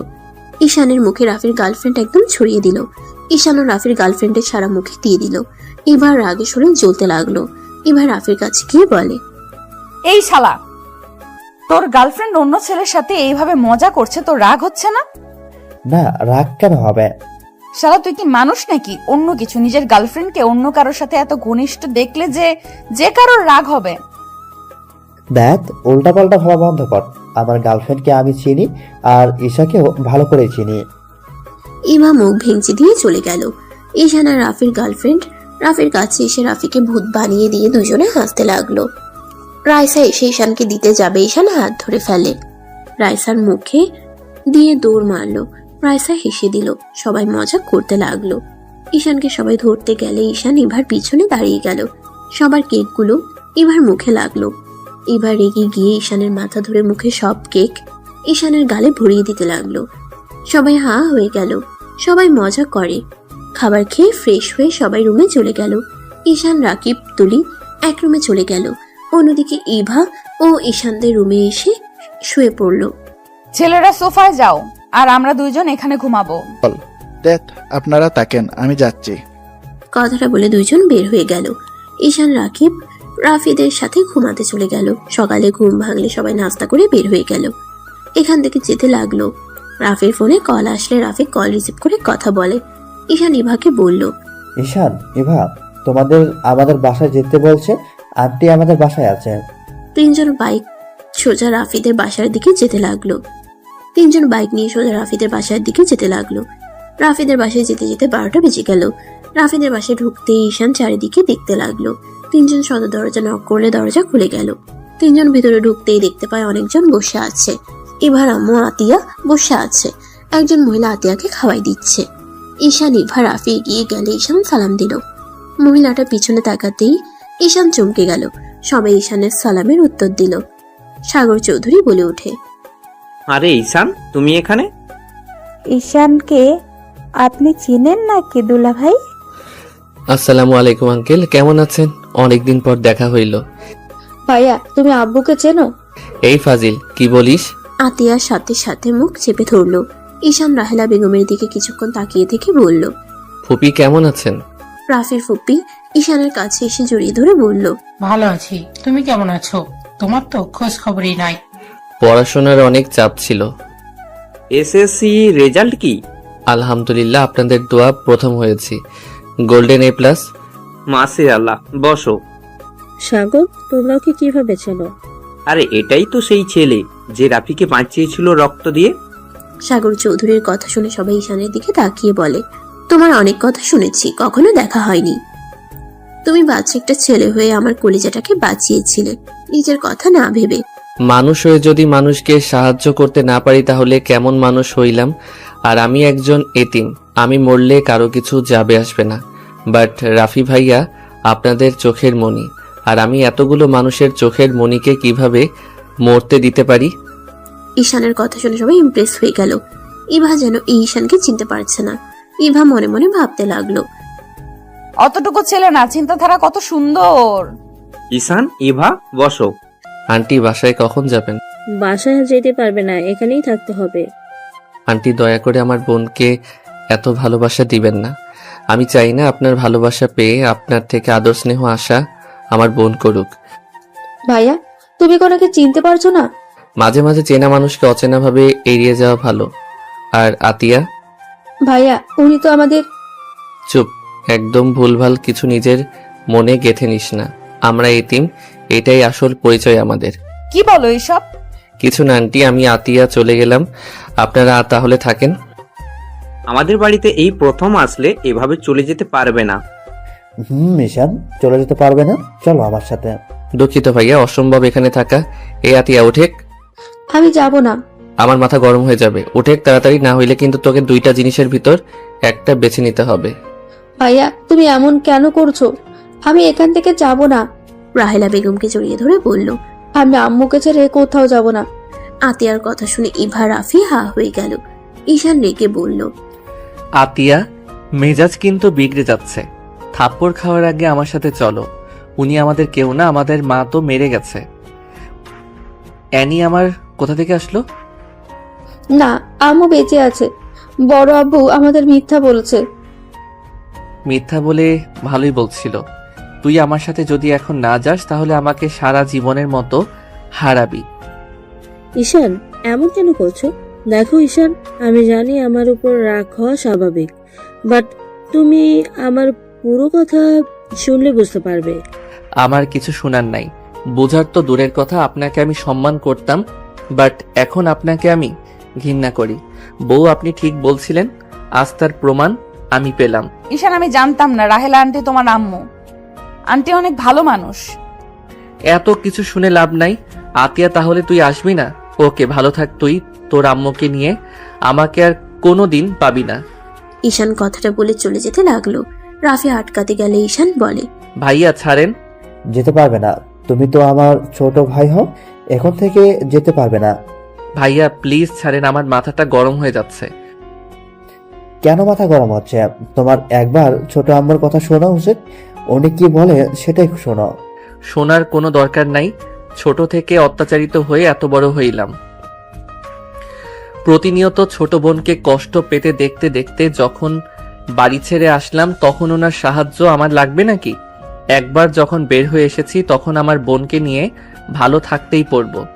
আর এমন মা উনি আজ পর্যন্ত কোনো দিন আমাদের খোঁজ খবর নেয় নাই, আমরা বেঁচে আছি কিনা মরে গেছি।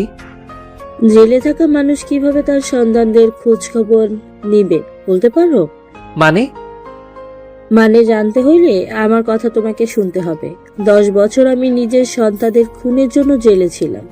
কি বলছেন? ঠিক বলছি। তোমার বাবা, তোমার বড় আব্বু আমাকে মিথ্যাভাবে ফাঁসিয়ে আমাকে জেলে দিয়েছিল। তোমাদের গুম করে প্রমাণ করে দেয় আমি তোমাদের খুন করেছি, আর সাগরের সাথে পালিয়ে যাওয়ার জন্য এমন করছি। হ্যাঁ, তোমার আম্মু ঠিক বলছে। 7 বছর আগে তোমার আম্মু জেল থেকে বের করি। আমি এইসব কিছু জানতাম না। 7 বছর পর যখন আমি দেশে আসি তখন আমি ইভার আম্মুর থেকে সব শুনে পরে প্ল্যান করে ওকে জেল থেকে বের করে দেশের বাইরে নিয়ে চলে গিয়েছিলাম। আব্বু আর আপনি তো ভালোবেসে বিয়ে করছিলেন, তাহলে আব্বু আপনার সাথে এমন কেন করলো? আমি তোমার কাজের লোকের মেয়ে ছিলাম। ভালোবেসে বিয়ে করলেও তোমার আব্বু আমাকে সত্যি করে ভালোবাসতো না। তোমার দাদা যখন আমার নামে সবকিছু লিখে দেয় তখনই সবার আসল রূপ দেখা যায়। আমার থেকে সবকিছু লিখে নেওয়ার জন্য আমার উপরে অত্যাচার করতো, কিন্তু আমি তোমাদের ভবিষ্যতের কথা ভেবে দিতে রাজি ছিলাম না, কারণ ওরা দুই ভাই ছিল নেশাখোর, টাকা উড়ানোর ওদের কাজ। আমার সাথে যখন পেরে ওঠে না তখন আমার সামনে তোমাদের দুইজনকে ছাদ থেকে ফেলে দেয় বস্তাতে ভরে। আমি যেন এক চিৎকার দিয়ে অজ্ঞান হয়ে যাই। তারপর কি হয় আমি জানি না। জ্ঞান ফেরার কিছুক্ষণ পর পুলিশ এসে আমাকে ধরে নিয়ে যায়। রাহেলা বেগমের কথা শুনে ঈশানের মাথায় কিছু আসছে না। ঈশান বলে, আমাদের যদি মেরে ফেলে তাহলে আমরা এখানে কি করছি? এটাই আমিও নিজেও জানি না। এবার আম্মু গতকাল আতিয়াকে যখন নিয়ে আসে তখন আমি জানতে পারি তোমরা বেঁচে আছো। একটা মানুষ সম্পদের জন্য কতটা জঘন্য হতে পারে, ছি, ভাবতেই ঘৃণা হচ্ছে। আর আব্বুও কিনা রাগের মাথায় যেন রক্ত উঠে যাচ্ছে। ঈশানের কাছে রাহেলা বেগম এসে জড়িয়ে ধরে বলল, ঈশান, আমি জানি তোমার অনেক রাগ হচ্ছে, রাগ করো না। আমি যত তাড়াতাড়ি পারি ওদের পাপের শাস্তি আমি ওদের দিব। আপনি আমাকে ক্ষমা করে দেন, আপনাকে দেখার পর আমার রাগ হচ্ছিল। আমি জানি রাগ হয় স্বাভাবিক। ঈশান রাহেলা বেগমকে জড়িয়ে ধরে বলে, আম্মু আমাদের ছেড়ে আর যাইয়েন না। ঈশানের কথা শুনে রাহেলা বেগম চোখের পানি মুছতে মুছতে ঈশানের কপালে চুমু দিয়ে বলে, আর কখনোই তোমাদের ছেড়ে যাব না। আমি সব সময় তোমাদের সাথেই থাকবো, আর কখনো একা করে দিব না তোমাদের। না আম্মু থাক, আপনাকে আমাদের সাথে থাকা দরকার নাই। যদি আপনার কথা খুব মনে পড়ে তাহলে একটু আমাদের আপনার সাথে দেখা করতে দিলে হবে। এটা কেন বলছো? তোমরা আজ থেকে এখানে থাকবে, তোমার আম্মুর সাথে থাকবে ঈশান? না আঙ্কেল, আমি চাই না আমাদের ভাই বোনের জন্য আপনাদের নতুন সংসার জীবনে সমস্যা হোক। আরে ধ্যাত, কি বলো? সমস্যা কেন হবে? দেখো, আমাদের কোনো বাচ্চা হয় নাই, আমি কখনোই বাবা হতে পারবো না, বাট তোমরা আমাদের সন্তান হয়ে আমাদের কি বাবা মা বলে ডাকতে পারবে না? সাগর চৌধুরীর কথা শুনে সবাই যেন অবাক হয়ে গেল। রাফির হুপ্পি বলে, ভাই এসব কি বলছিস? ঠিক বলছি, ডাক্তার অনেক দেখাইছি, কাজ হয় নাই। এসব তুমি কি ওনাকে মেনে নিতে পারবে? আপনি সুখে থাকলে আমাদেরও তো সুখ, মা দুঃখে থাকলে কোনো সন্তান ভালো থাকতে পারে না। তারপর আমি আপনাদের এখানে থাকতে পারবো না। চুপ করো, তোমরা দুজনেই এখানে থাকবে। আব্বু আম্মু তোরা কি বলো? রাফির কথা শুনে সবাই ঈশান আতিয়াকে থাকতে বলতে লাগলো। ঈশান সবার ভালোবাসা দেখে রাজি হয়ে যায়। ঈশানকে নিয়ে রাফি রুমে চলে গেল। ঈশান ফ্রেশ হয়ে রাফির সাথে নিচে আসলো, সবার সাথে বসে খাবার খেতে লাগলো। ঈশানের আম্মু ঈশানের দিকে তাকিয়ে খুশিতে চোখের পানি চলে আসলো। ঈশান বলে ওঠে, আম্মু কান্না করছেন কেন? না কিছু না, তুমি খাও। ঈশান খাবার খেতে লাগলো। খাওয়া শেষ হইলে ইভা বলে, আন্টি আঙ্কেল, আমি যে আপনাদের ছেলের বউ হয়েছে আপনারা কি মেনে নিয়েছেন নাকি আমাকে পছন্দ না? ইভার কথা শুনে সবাই হেসে ফেললো। সাগর চৌধুরী বলে উঠে, না না, আমাদের বৌমাকে অনেক পছন্দ হয়েছে। যাক, শুনে ভালো লাগলো, বাট আপনাদের ছেলে তো আমাকে পছন্দ করে না। ইভার কথা শুনে সবাই ঈশানের দিকে ব্রুকুচকে তাকালে ঈশান বলে, আমার দিকে এভাবে তাকিয়ে আছেন কেন? আরে উনি আমার সিনিয়র, আর উনি অনেক রাগী। ওনার সাথে কথা বলতে ভয় লাগে, কখন রেগে যাবে কে জানে। বউকে ভয় পাওয়া ভালো, বাট সিনিয়র বলে কখনই বউকে সম্মান করো না। স্বামী স্ত্রীর সম্পর্কটা হয়তো এখন বুঝতে পারছো না, তুমি এখনো অনেক ছোট, আস্তে আস্তে সব বুঝে যাবে। আমি অত ছোট না, আমি জানি বউকে সম্মান করতে হয়। বউ রেখে অন্য মেয়ের সাথে বেশি মেশা লাগে না। সব সময় বউকে খুশি রাখার চেষ্টা করতে হয়। এত কিছু জানো, তারপর না গতকাল পার্টিতে ওইসব কি করলে? পুরো লুচ্চা একটা। বাজে কথা বলবেন না, উনি আমার বড় বোনের মতো, আমাকে উনি ছোট ভাইয়ের মতো ভালোবাসে। রাফি ভাইয়াকে জিজ্ঞেস করেন। ও, এই তার কাহিনী? এই তুই না আমার বেস্ট ফ্রেন্ড, কই আমাকে তো একবার বললি না ঈশানের সাথে তোর বিয়ে হয়ে গেছে? সে অনেক কথা, সব কথা শেয়ার করে মার খায়, তাই না? কেন? আর এই ঈশান, তুমি এই ফুল হাতা শার্ট পরে থাকো কেন? ভাইয়া, হাত কাটা মনে হয়, সেটাও ঢেকে রাখার জন্য ফুল হাতা শার্ট পরে। কিভাবে কাটলো দেখি? ঈশানের হাত কাছে নিয়ে শার্টের হাতা উপরের দিকে তুলে দেখে ব্যান্ডেজ করা। রাহেলা বেগম বলে উঠে, কিভাবে কাটলো? তেমন কিছু না, একটু কেটে গেছে। আর এই জন্য ফুল হাতা পরি, কারণ এইটা দেখলে সবাই হাজার প্রশ্ন করবে, এটা ভালো লাগে না। একটু সাবধানে খেতে পারো না? থাকবো এখন থেকে। ইভা ঈশানের দিকে তাকিয়ে বলল। হঠাৎ করে ইভার কল বেজে উঠলে কল রিসিভ করতেই ঈশানের দিকে দিয়ে বলে, তুলি কল দিয়েছে। ঈশান ফোনটা কানে নিয়ে তুলি বলে, পার্কে আই। পার্কে গিয়ে কি করবি? আসতে বলছি, আই। আগামীকাল থেকে কলেজ যেতে হবে, আজকে ছুটি, তাড়াতাড়ি আই। রাকিব বের হয়েছে, তুই আই। আচ্ছা আসছি, তাও রাগ করিস না। গুড, আই তাড়াতাড়ি। ঈশান কল কেটে ইভার দিকে ফোন দিয়ে বলল, আমি একটু বের হব। কোন পার্কে যাবে? গতকাল যেটাতে গেছিলাম ওইটাতে। এখন কোন সময়ের যাওয়া? আরে ওরা যেতে বলছে, না গেলে রাগ করবে, আমি আসছি। ঈশান সবার থেকে বিদায় নিয়ে বের হয়ে গেল। ঈশান রিক্সা নিয়ে চলে গেল। পার্কের ভিতরে ঢুকতেই তিনজন ভ্যাবাচেকা খেয়ে গেল। ঈশান তুলির চোখ ধরে টেনে পার্ক থেকে বের হয়ে গেল। তুলি লজ্জায় বলে ওঠে, কুত্তা, এই পার্কে সাজেশনে রাকিবের বাচ্চা দিয়েছে। কচু আগে দেখবি না, তারপর নিয়ে আসবি। আরে ভাই, কে জানতো এইটাতে এত সুন্দর অবস্থা? আগেটাতে কত ভালো ছিল, আমি ভেবেছিলাম এইটাও ভালো হবে। টাকাটা নষ্ট। দেখ, চল লেকের পারে যাই, আর টিকিট কিনবো না। তিনজন লেকের পাড়ে চলে গেল। তিনজন বসে থেকে আড্ডা দিতে লাগলো। সন্ধ্যার দিকে তিনজন যার যার মতো চলে গেল। ঈশান রাফিদের বাসায় চলে গেল। বাসার ভিতরেই ঢুকতে দেখে সবাই মজা করছে। ঈশান এগিয়ে গিয়ে বলল, আমাকে রেখে কি নিয়ে তো হাসাহাসি হচ্ছে? তোমার বউ আমার 12টা বাজিয়ে দিয়েছে, সবাইকে তোমার আপুর ব্যাপারে বলে দিয়েছে। এখন সবাই ছবি দেখার জন্য উঠে পড়ে লেগেছে। এইটা তো ভালো, আঙ্কেল আন্টি আপু অনেক ভালো। ভাইয়াকে বিয়ে করিয়ে দেন। আমি ইন্টারে উঠে বিয়ে করলাম, আর ভাইয়া তো আমার থেকে বড় আছে। এভাবে রিলেশন কন্টিনিউ করার থেকে বিয়ে করা ভালো। ঠিক বলছো, কিন্তু এই ফাজিল তো ছবি দেখাচ্ছে না। ছবি দেখা লাগবে না আঙ্কেল, সরি মানে আব্বু, আপনি ফুপি তো ওনাকে চেনেন। ঈশানের মুখে আব্বু আম্মু ডাক শুনে রাহেলা বেগম সাগর চৌধুরীর মুখে হাসি ফুটে উঠল। সাগর চৌধুরী রাফির ফুপ্পি বলে, তাই কি সেই? রাফি ভাইয়া যে বাসায় ভাড়া থাকতো, ওই বাসায় যে তৃতীয় তালায় যে রূপা নামে একটা মেয়ে থাকতো, ওইটাই সেই। কথা শুনে সবাই হা হয়ে গেল। রাফির দিকে তাকাতেই রাফি লজ্জায় মাথা নিচু করে ফেললো। আচ্ছা বাবা, ওটা ফ্রেন্ড ছিল তাই না? না মানে, হারে ফাজিলের ফাজিল, আমাদের কিভাবে বোকা বানাইলো। ভাই ভাবি, আপনাদের বৌমাকে আমরা চিনি। লতিফ খানের একমাত্র নাতনি, মেয়েটা নম্র ভদ্র। ওনারা তো আমাদের থেকে বড় লোক, ওনারা কি রাফির সাথে বিয়ে দিতে রাজি হবে? ধুর আম্মু, কি যে বলো না। আন্টি তো রাজি, আর আঙ্কেলকে আমি পটিয়ে ফেলবো, এইটা নিয়ে প্যারা নাই। আর আপু যা বলে ওনার ফ্যামিলি তাই মেনে নেয়। তাহলে আর কি, বিয়ের প্রস্তাব নিয়ে যাব কি বড় ভাইয়া? সবাই কথা বলতে লাগলো। রাফি লজ্জায় চলে গেল। 9টার দিকে সবাই খাবার খেতে বসলো। খাবার খেয়ে ঈশান, ইভার আম্মু, ইভা সবার থেকে বিদায় নিয়ে চলে গেল। ঈশান বাইক চালাতে লাগলো। ইভা তারপর ইভার আম্মু বসে আছে। তিনজন বাসে চলে গেল।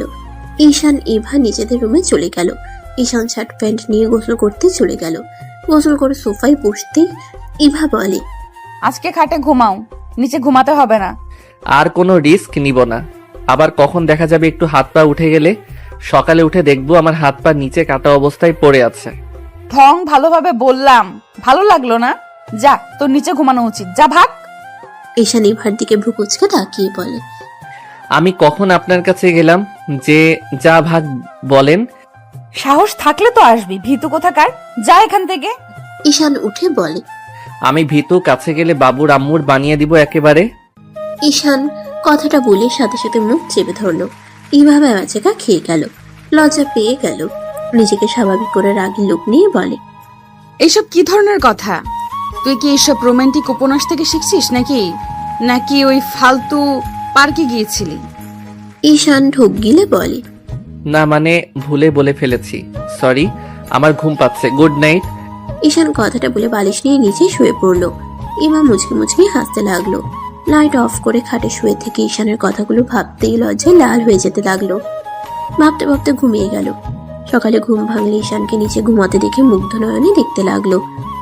ঈশানের ঠোঁটের দিকে চোখ গেলে ইভা নিচে নেমে ঈশানের কাছে যাবে, সাথে সাথে ঈশানের ঘুম ভেঙে গেল। ইভা সাথে সাথে উঠে পড়ে, ঈশানকে দেখে বলে, এই কলেজে যাবে না নাকি? নাক ডেকে ঘুমাচ্ছ? আমি আবার কবে থেকে নাক ডাকলাম? প্রতি রাতেই তো ডাকো। কি অসম্ভব? অসম্ভব কেন? সত্যি ডাকি, হয়তো নিচে শুয়ে থাকার জন্য এমন হইতে পারে। হয়েছে, যাও ফ্রেশ হয়ে আসো তাড়াতাড়ি। ঈশান উঠে ফ্রেশ হতে চলে গেল। ইভা মিটিমিটি করে হাসতে লাগলো। ঈশান ফ্রেশ হয়ে বের হইলে দেখে ইভা খাটের উপরে শার্ট আর প্যান্ট রেখেছে। ঈশান কিছু বলার আগে ইভা ওয়াশরুমে চলে গেল। ঈশান শার্ট প্যান্ট পরে নিল। ঈশান কলার ঠিক করতে লাগলো। ইভা বের হয়ে ঈশানের শার্টের বোতাম খোলা দেখে অবাক হয়ে গেল। ইভা বলে ওঠে, তুমি কি প্রতিদিন জিম করো নাকি? ঈশান ইভার কথা শুনে সাথে সাথে শার্টের বোতাম লাগাতে লাগলো। ইভা ঈশানের কাছে গেলে সাথে সাথে ঈশান ব্যাগ নিয়ে খাটে বসলো। ইভা বলে, দেখি একটু। লুচ্চা নাকি? রেডি হন। ইভা মুখ ভেঙচি দিয়ে রেডি হতে লাগলো। ঈশান এবার দিকে তাকাতে এবার রেডি হয়ে বলল, চলেন, রেডি হওয়া শেষ। আপনি একমাত্র মাইয়া যে এত তাড়াতাড়ি রেডি হতে পারেন। আপনাকে নোবেল পুরস্কার দেওয়া দরকার। মানে? কিছু না, চলেন। ঈশান এবার পিছন পিছন যেতে লাগলো। নিচে গিয়ে দুজন খাবার খেয়ে বের হয়ে গেল। প্রতিদিনের মতো ঈশানকে গেটের সামনে নামিয়ে দিল। ঈশান সোজা ওর ফ্রেন্ডের সাথে কুশল বিনিময় করে ক্লাসে চলে গেল। রাকিব ঈশানকে বলল, এত লেট হইল কেন রে? ঘুম ভাঙতে দেরি হয়েছে, আর ঠিক সময় তো এসেছি। সাথে সাথে ক্লাস শুরু হয়েছে। ঈশান মনোযোগ দিয়ে ক্লাস করতে লাগলো। ক্লাস শেষ হইলে বাহিরে গেলে রাফি ডাক দিলে তিনজন ওইদিকে যেতে লাগলো। ওদের সামনে গিয়ে ঈশান বলল, ভাইয়া কিছু বলবে? ছোট আম্মু তোমাকে কোচিং এ ভর্তি করে দিতে বলেছে। টাকা খরচ করতে হবে না। আপনার বেস্টু তো আছে, উনি তো আমার ম্যাম হতে পারে। ওহি তোমাকে পড়ানো বাদ লাঠি পেটা বেশি করবে। তাই নাকি? আমিও অন্য কিছু দিয়ে দৌড়াবো। কি দিবা? কিছু না। আপনি কি আমাকে পড়াতে পারবেন না? এসব বাদ দাও আম্মু, যা বলে তাই শোনো। ভালোভাবে পড়াশোনা করো, অন্য চিন্তা মাথা থেকে ঝেড়ে ফেলে দাও। ঈশান, তুমি চাইলে আমি তোমাকে পড়াতে পারি। তুই পড়াবি? তুই তো ভালো স্টুডেন্ট আছো। ওকে, তুই তাহলে ঈশানকে পড়াস, আর যা বেতন নিবি আমি তোকে দিয়ে দেব। আরে, ওকে পড়াতে বেতন লাগবে না। দেখ, তা কখনো হয় নাই। এই শোন, ঈশানের সাথে আরো কিছু স্টুডেন্ট পড়া, তাহলে তোর আর তোর আব্বু থেকে হাত খরচ নিতে হবে না। আমার ভালো সুযোগ থাকলেও আমি টিউশনি করতাম। ঈশানকে আমি পড়াবো, অন্য কারোর পড়ানোর দরকার নাই। রাইসা সরল আর অনেকটা নরম মনের মানুষ। এই ফাজিল কি একটা কিছু বুঝলে রাইসা গলে যাবে। পড়া তো হবেই না, উল্টো পড়াচোর হবে। আমি কঠোর হব, এত মাথা ঘামাস না। রাইসা পড়াক, তুই আমার ভাইকে মেরে হাড্ডি ভেঙে দিবি। এই, তুই কার কাছে পড়বি বল? দেখ, আমি কারো কাছে পড়বো না। রাকিব, রাকিব চল এখান থেকে, এখানে থাকলে ঝামেলা হবে। ঈশান কথাটা বলে রাকিব তুলিকে নিয়ে দৌড় দিল। তিনজন সোজা ক্লাসে চলে গেল। ক্লাস করতে লাগলো। হঠাৎ করে নিচের দিকে চোখ যেতেই ঈশান অবাক হয়ে যায়। ঈশান রাকিবকে বলে, রাকিব, নিচে কি হয়েছে রে? ওদিকে এত মানুষ কেন দৌড়ে যাচ্ছে? কি জানে, ক্লাস শেষ হোক না, চল দেখে আসি কি হয়েছে। ঈশান রাকিব তুলি ম্যামকে কিছু না বলে পিছনের দরজা দিয়ে বের হয়ে আসলো। দৌড়ে ওদের সাথে যেতে লাগলো। ঈশান একজনকে হেসে বলল, ভাইয়া, ওইদিকে দৌড়ে যাচ্ছেন কেন? হঠাৎ করে রাফির কণ্ঠে ডাক শুনে ঈশান চমকে গেল। তিনজন দৌড়ে যেতে লাগলো। পুরনো ক্লাসের ওইদিকে সবাইকে ভিড় ঠেলে তিনজন সামনের দিকে তাকাতেই থমকে গেল। দেখে রনির অনেকগুলো গুন্ডা দিয়ে রাফির ফ্রেন্ডদের মারছে। ওইদিকে তাকাতে ঈশানের মাথায় যেন রক্ত উঠে গেল। ঈশান চিৎকার করে বলল, রনি, আমার ওনার দিকে যদি তুই আর একটু এগিয়ে যাস না। রনি নিজের ভালো চাইলে এখন থেকে সবাইকে নিয়ে যা। ঈশানের কথা শুনে সবাই হাসতে লাগলো। রনি হেসে বলে, কি করবি রে তুই আমার? ওই ওই রাকিব আর তুলিকেও ধর, ভাইয়া ওরা আমাদের সাথে বেয়াদবি করছে। রনির লোক তুলির দিকে হাত বাড়াতে ঈশান হাত ধরে একটা মোচড় দিয়ে ভেঙে মাটিতে ফেলে এক শট দিয়ে অজ্ঞান করে দিল। সবাই চমকে উঠল। ঈশান বলে, দেখি তোদের কত বড় বুকের পাটা হয়েছে যে আমার স্ত্রী আমার ভাই বোনদের গায়ে হাত তুলোস। ঈশানের কথা শুনে সবাই অবাক হয়ে গেল। ঈশান এক এক করে সবাইকে চোখে নিমিশেই মেরে অজ্ঞান করে দিতে লাগলো। রাফি শুধু হাসতে লাগলো। রাফি হাসতে হাসতে বলে, রনি, তোদের হাতে এখনো পালানোর সুযোগ আছে। ইভার কাছে ক্ষমা চেয়ে পালা। আমি কি ওকে ভয় পাই নাকি? আমি ভাইয়া, তুমি বসে আছো কেন? রনির ভাই ঈশানের দিকে ঘুরে তাকাতেই রনির ভাই কাঁপতে লাগলো। দৌড়ে এসে রনিকে থাপ্পড় মারতে মারতে বলে, স্যার, ওকে ক্ষমা করে দিন। ওই তো ছোট মানুষ, বুঝতে পারে নাই। আমি আমার ভাইকে মারছি, আপনি সবাইকে নিয়ে চলে যান। আমি এখনই সবাইকে ছেড়ে দিচ্ছি। রনির ভাইয়ের কথা শুনে সবাই হতভম্ব হয়ে তাকিয়ে আছে। ঈশান রাগের সামনে চেয়ারে কাছাড় দিয়ে ভেঙে বলল, আপনি এমন কলেজে এসে মাতবাড়ি করেন? আপনার এত বড় সাহস কিভাবে হয়? এখানে অন্যায় কাজে ভাইকে প্রশ্রয় দেন। আমি যদি আপনার একটা ব্যবস্থা না করছি, আমার নামও। ঈশানের কিছু বলার আগেই পা ধরে জড়িয়ে ধরে কান্না করতে করতে বলে, স্যার, আমার ভুল হয়ে গেছে, আমাকে ক্ষমা করে দেন। আমি কাজে সাহায্য করতে চাই নাই। আমার ছোট ভাই আমাকে ব্ল্যাকমেল করে আসতে বাধ্য করেছে। আমি যদি না আসতাম তাহলে ওই আত্মহত্যা করত। ঈশান রেগে গিয়ে বলে, আত্মহত্যা করার খুব শখ তোর, তাই না? আমি তোকে মৃত সাথ দিব। ওয়েট। ঈশান যেতে নিবে ঈশানের পা রনির ভাই শক্ত করে জড়িয়ে ধরে থাকে। রনিকে বলে, রনি, সারা জীবন হসপিটালে থাকতে না চাইলে দৌড়ে পালিয়ে যা। তাড়াতাড়ি এখান থেকে যা। আমি কোথাও যাব না। তুমি ওই পিচ্ছির বাচ্চাকে দেখে কেন ভয় পাচ্ছ? কে পিচ্ছি রে? এই আপনি পা ছাড়েন। আপনার ভাইকে আমি একটু পিচ্ছিগিরি দেখাই। রনির ভাই বলে, তুই এখান থেকে যাবি? কিসের ভাব দেখাস তুই? হ্যাঁ, তুই জানোস ওই কে? ওই যদি একবার বসকে কিছু বলে, আমার চাকরি থাকবে না, আর তোকে জেলে দিতে 1 মিনিট সময় লাগবে না। আর ওই যদি তোকে মারে, সব প্রমাণ 1 নিমেষেই শেষ হয়ে যাবে। রনির ভাইয়ের কথা শুনে সবাই যেন ঈশানের দিকে তাকিয়ে আছে। রনি ভয়ে কাঁপতে লাগলো। রনি দৌড়ে পালিয়ে গেল। রনির ভাই বলে, স্যার, আমাকে ক্ষমা করে দেন। আমি আর কোনোদিন এমন ভুল করব না। আমার চোখের সামনে থেকে যান, আর আপনার ভাই আমার নজরে সব সময় থাকবে। ঈশানের কথা শুনে ভয়ে দৌড়ে চলে গেল। রাকিব, তুলি, ইভা, রাফি বাদে সবাই যেন ভূত দেখার মতো দেখছে।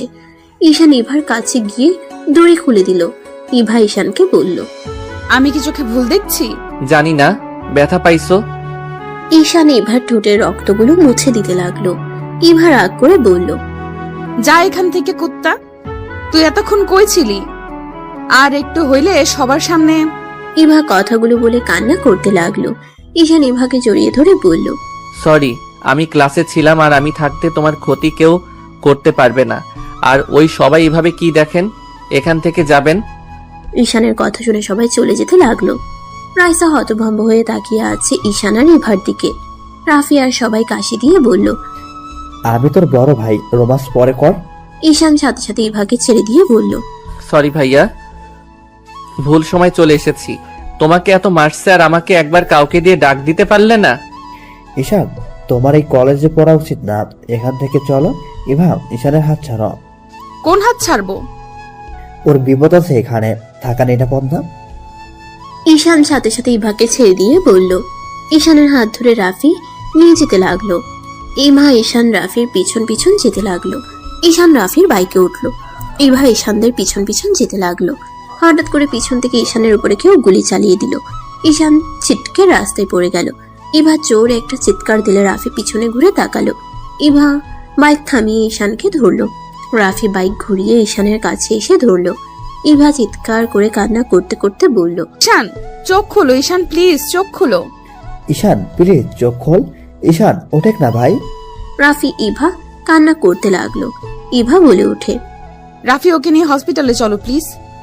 ইভা রাফি ঈশানকে কোলে তুলে বাইকের কাছে গেলে দেখে দুইটা বাইকের পাঞ্চার হয়ে গেছে চাকা। ইভা রাফি দুইজন গাড়ি থেকে সাহায্য যেতে চাইতে লাগলো। হঠাৎ করে পিছন থেকে কয়েকজন এসে রাফি ইভাকে সরিয়ে দিয়ে কালো গাড়িতে করে ঈশানকে নিয়ে চলে গেল। ঈশান ইভা দৌড়াতে লাগলো। গাড়িটা ধরতে পারলো না। ইভা দৌড়াতে গিয়ে গাড়ির সাথে ধাক্কা লেগে পড়ে গেল। 5 বছর পর। আর কতদিন এভাবে ঈশানের স্মৃতি নিয়ে বেঁচে থাকবি? তুই আমাদের একমাত্র সন্তান। আমরা এভাবে আর দেখতে পারছি না। যে মারা গেছে তার স্মৃতি কতদিন বেঁচে থাকা যায়? তোর সুন্দর একটা ভবিষ্যৎ আসে। আমি কাউকে ঈশানের জায়গা দিতে পারবো না। আমাকে কেন বারবার জোর করছো? যদি এমন করো তাহলে আমি কোথাও হারিয়ে যাব, আমাকে আর খুঁজে পাবে না। পারস তো একটাই কথা বল, খালি এটাই কথা, হারিয়ে যাবি। আমাদের কথা কি একবারও ভাববি না? এই বুড়ো বয়সে কি একটু শান্তিতে থাকতে দিবি না? আমাকে হসপিটালে যেতে হবে। ইভা কথাগুলো বলে চলে গেল। ইভা বাসা থেকে বের হয়ে গাড়িতে উঠে পড়লো। ইভা ঈশানের কথা ভাবতে লাগলো। চোখের কোণায় পানি আসলো, সাথে সাথে মুছে ফেললো। এদিকে আতিয়া রাস্তার পাশে দাঁড়িয়ে একটা ছেলের সাথে কথা বলা দেখে ইভা গাড়ি থামিয়ে কাজ নামিয়ে বলল, আতিয়া কি করছো এখানে? ওহ ভাবি, আপনার কাছে যাচ্ছিলাম। আমার ফ্রেন্ডের সাথে দেখা হলো অনেকদিন পর তো। ভাবি, এটা আম্মু আপনার জন্য পাঠিয়েছে। গাড়িতে ওঠো। ভাবি, কলেজে যেতে হবে। উঠতে বলেছি, ওঠো, আমি নামিয়ে দিচ্ছি। ইভা ছেলেটাকে বিদায় দিয়ে গাড়িতে উঠে পড়লো। ইভা আতিয়ার দিকে তাকিয়ে বলল, আতিয়া, ছেলেদের সাথে একটু কম মেশার চেষ্টা করো। ভাবি, আপনি কি আমাকে সন্দেহ করছেন নাকি? সন্দেহ না, তুমি কোথায় কি করো সব কিন্তু আমি জানি। আর তুমি আন্টির সাথে বেয়াদবি করো কেন? বেয়াদবি কি আমি ইচ্ছে করে করতে চাই? আম্মু সবকিছুতে বেশি শাসন করে। আমি তো বড় হয়েছি, তাই না? এখন কি আমি নিজের ইচ্ছে মতো চলতে পারবো না নাকি? আতিয়া, তুমি এতটাই বড় হয়ে গেছো যে এটাও বুঝতে পারলে না আন্টি কেন তোমার সাথে এমন করে। দেখো, অলরেডি তোমার ভাইয়াকে সে হারিয়ে ফেলেছে। সে চায় না তোমার কিছু হোক। তুমি তার শেষ ভরসা। তোমার কিছু হইলে সে আরো ভেঙে পড়বে। আমি জানি, কিন্তু রাগ উঠে গেলে আমি কি করব? আর আমি আমার ভাইয়ার মৃত্যুর রহস্য বের করবই। আমার ভাইয়াকে যে মারছে আমি তাকে মেরে ফেলবো। চুপ করো, এসব মাথা থেকে বের করে দিয়ে পড়াশোনায় মনোযোগ দাও। ও ভাবি, আব্বুর সাথে দেখা করতে যেতে হবে। আমি গতকাল রাতে দেখা করতে গেছিলাম। আব্বুকে কবে ছাড়ানো যাবে? আব্বুকে এভাবে দেখতে ভালো লাগে না। খুনের মামলা, আর আমরা চেষ্টা করছি খুব তাড়াতাড়ি উনি বের হয়ে আসবে। দুজন কথা বলতে বলতে ইভা আতিয়াকে কলেজের সামনে নামিয়ে দিয়ে ইভা হসপিটালে চলে গেল। হঠাৎ করে হসপিটালে কয়েকজন দৌড়ে ভিতরে ঢুকলো। একটা লোককে কাঁধে নিয়ে একজন ডাক্তার ডাক্তার বলে ডাকতে লাগলো। ইভা দৌড়ে বাহিরে আসলে দেখতে পায় একজন মানুষের অবস্থা খুব খারাপ। ইভা নার্সকে ইশারা করলে নিয়ে গেল। ইভা চলে গেল। ইভা লোকটাকে চিকিৎসা দিতে লাগলো। বাহিরে তিনজন লোক বসে আছে। ইভা বাহিরে আসতেই একজন ইভার সামনে এসে বলল, ম্যাম, আমার ভাইয়ার কি অবস্থা? ইভা সামনের লোকটাকে দেখে চমকে গেল। ইভা লোকটাকে শক্ত করে জড়িয়ে ধরে সারা মুখে চুমু দিতে লাগলো। সবাই হতভম্ব হয়ে গেল। ঈশান, তুমি বেঁচে আছো? কি করছেনটা কি? ঈশান ধাক্কা দিয়ে সরিয়ে দিল। ঈশান বলে, এইসব লুচ্চা টাইপের ডক্টরকে রাখছে রে। এই আমার ভাইয়ার কি অবস্থা সেইটা বলেন। ঈশান, আমাকে তুমি চিনতে পারছো না নাকি? ঈশান, আমি তোমার স্ত্রী ইভা। এই কার কাছে নিয়ে আসলাম? এই ডক্টর তো পাগল। এই কেউ পাবনা পাঠাতো, মেজাজ গরম হয়ে যাচ্ছে। ইভাকে ধাক্কা দিয়ে সরিয়ে দিয়ে ঈশান ভিতরে ঢুকে দেখে ওর ভাই ঠিক আছে। ঈশান বসে কানে কানে বলে, তোকে আমি এত সহজে মরতে দিব না। লোকটা বলতে লাগলো, আমাকে ছেড়ে দেন, আমি কিছু জানি না। তাহলে তোর ফ্যামিলির ব্যাপারে আমিও কিছু জানি না। ঈশান কথাটা বলে ফোন করতে যাবে, সাথে সাথে লোকটা ঠিকানা বলে দিলে ঈশান গুলি করে দিল। ইভা সাথে সবাই তাজ্জব হয়ে গেল। ইভা দৌড়ে এসে বলল, এইসব কি করলে? পাগল হয়ে গেছো? এই পাবনা পাঠিয়ে দাও এই পাগলকে। ঈশান ইভাকে সরিয়ে দিয়ে বের হয়ে গেল। ইভা দৌড়ে ঈশানের পিছন পিছন যেতে লাগলো। ঈশানের লোকজন ইভাকে আটকিয়ে রাখলো। ঈশানের লোক ইভাকে অজ্ঞান করে ওইখানে ফেলে চলে গেল। ঈশান ইভার দিকে তাকিয়ে থেকে অন্যদিকে তাকিয়ে থাকলো। ঈশান সোজা নিজের মিশনে চলে গেল। একজন বলে ওঠে, স্যার, আপনার সাথে আমার কথা ছিল। কি কথা? লোকটা বলে, সবার সামনে বলতে পারবো না। তাহলে পরে বলো। ঈশান সব ইনফরমেশন পাঠিয়ে দিয়ে নিজে চলে গেল। সবাই ঠিকানা অনুযায়ী ড্রাগ সাপ্লাইকারীদের সাথে মারামারি করতে লাগলো। মারামারি করতে করতে একজনের হাতে গুলি লাগলে ঈশান সাথে সাথে তাকে ধরে যে গুলি করেছে তার মাথায় গুলি করে দিল। পুলিশ এসে সবাইকে ধরে নিয়ে যেতে লাগলো। ঈশান লোকটাকে গাড়িতে তুলে গুলি বের করে ঈশান বেঁধে দিল। ঈশান হোটেলে চলে গেল। হোটেলে গেলে ঈশানের পেছনে লোকটা রুমে ঢুকে দরজা লাগিয়ে দিলে ঈশান খাটের উপরে শুয়ে থেকে বলল, কি বলতে চাইলে বলো। লোকটা কাছে এসে বলে, স্যার, ওই ডক্টর কিন্তু সত্যি আপনার স্ত্রী। কি বলো, মাথা খারাপ হয়ে গেছে? লোকটা ঈশানকে বলে, সত্যি বলছি স্যার, উনি আপনার স্ত্রী। আপনি তো সব ভুলে গেছেন। কলেজে আপনি ওনাকে বাঁচাতে গিয়ে সবকিছু ফাঁস হয়ে গেছিল, আর ওনার সামনে থেকে আপনাকে আমরা তুলে নিয়ে এসেছিলাম। এই দেখেন ছবিগুলো। ঈশান মুচকি হেসে বলে। দেখতে হবে না, তুমি যাও। লোকটা আর কিছু বলতে পারলো না, ঈশানের কথা মতো চলে গেল। ঈশান ঘাটে শুয়ে ফোনটা বের করে, বোতামের ভেতরে ক্যামেরাটা বের করে ল্যাপটপ থেকে এবার ফুটেজটুকু বারবার দেখতে লাগলো। ঈশানের ফোনে কল আসলে ঈশান কল রিসিভ করলো। ঈশানের বস বলল, গুড জব, তোমার কাজ তো শেষ হয়ে গেল। এখন তোমার ফ্যামিলির সাথে দেখা করার পালা। এখনো করব না, আমার মিশন শেষ হয় নাই। ঈশান বসের কথা বলা শেষ করে ওয়াশরুমে চলে গেল। ঈশান হোটেল থেকে বের হইলে ঈশানের পিছন পিছন বডিগার্ড যেতে লাগলো। ঈশানের রাগ হতে লাগলো। সমস্যা কি?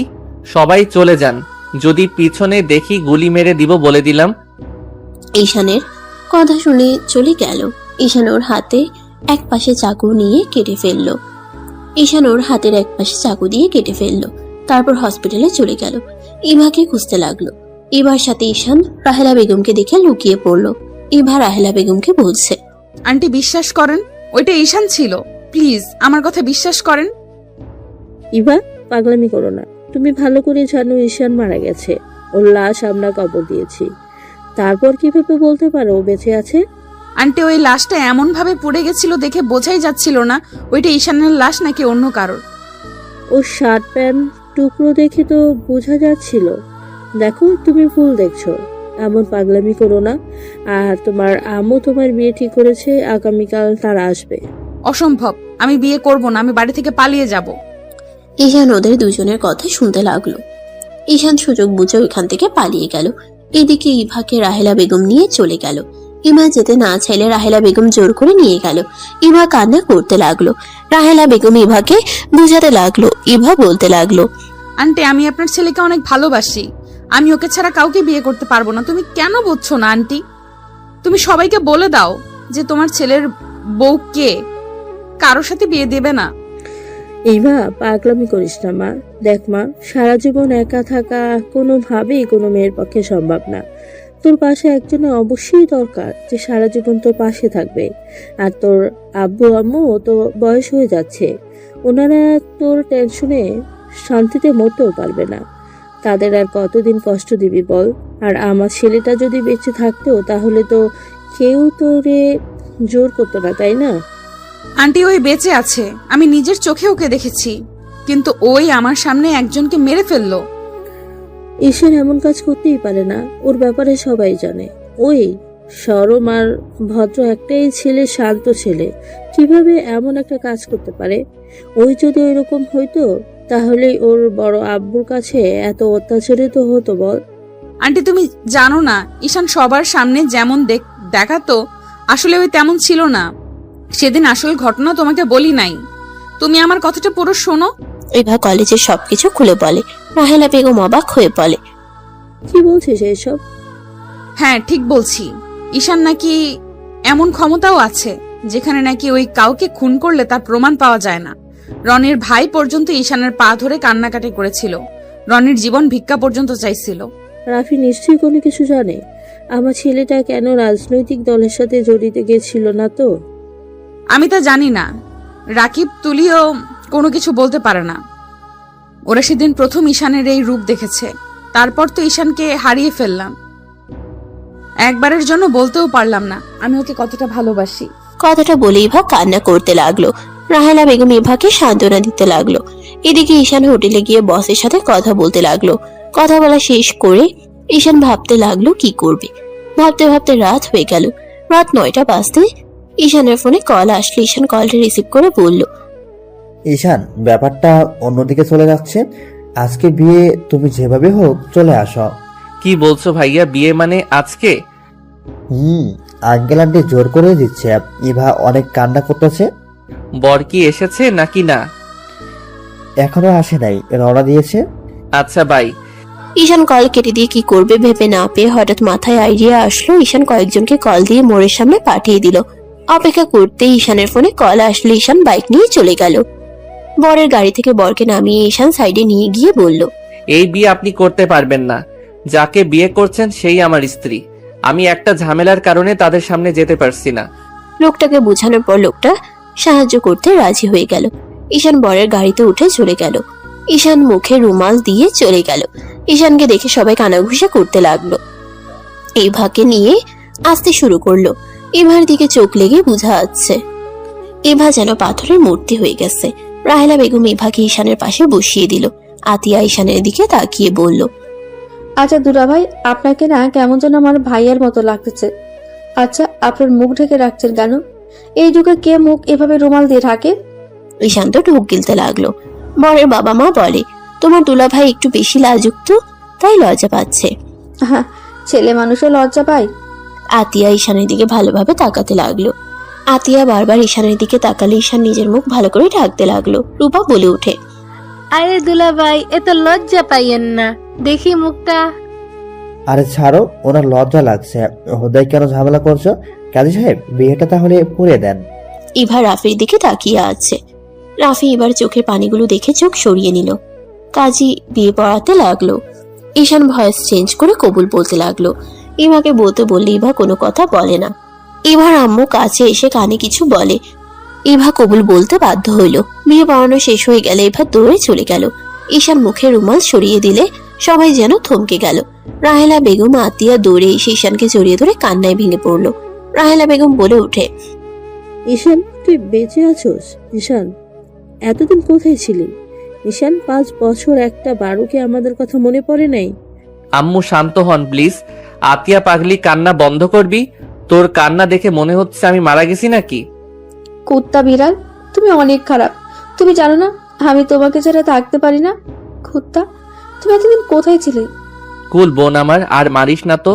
আমাকে কথা বলার সুযোগ তো দে। ঈশান এবার আম্মু আব্বুর দিকে তাকিয়ে বলে, সরি আঙ্কেল আন্টি, আমার জন্য আপনার মেয়েকে অনেক কষ্ট পেতে হইল। তুমি এমন কেন করলে? তুমি বেঁচে থাকা সত্ত্বেও তুমি কেন এমন করলে? তুমি জানো আমরা আমাদের মেয়েকে কতটা পেশা দিয়েছি, কতটা কষ্ট দিয়েছি। এই বিয়েটা ব্ল্যাকমেল করে দিতে হচ্ছে। এবার ঠিক বলেছিল, আমরা ওর কথা বিশ্বাস করি নাই। এবার আম্মু কান্না করতে লাগলো। ঈশান এবার হবু বর আসলে ঈশান ওদেরকে ধন্যবাদ দিয়ে দিল। ওরা সবাই বিদায় নিয়ে চলে গেলে ঈশান কিছু বলবে তার আগেই বডিগার্ড এসে রাফিকে দেখে বলে, স্যার, ওনাকে আমি চিনি স্যার, উনি ওই সেদিন ছিল। আপনি প্লিজ সবাইকে নিয়ে চলে যান, আমি কল দিলে আমাকে নিয়ে যাইয়েন। লোকটা ঈশানের কথা শুনে চলে গেল। ঈশান সবার দিকে তাকিয়ে কান ধরে বলল, সরি সরি সরি, প্লিজ সবাই ক্ষমা করে দেন। আমার পুরো কথাটা একটু ধৈর্য ধরেন। কি বলবে বলো? সেই দিন আমার উপরে RS গ্রুপের মালিক হামলা করেছিল, কারণ আমি তাদের অবৈধ সবকিছু ধরিয়ে দিয়েছিলাম। আমি গোয়েন্দা বিভাগের মানুষদের সাহায্য করতাম ক্লাস 8 থেকে।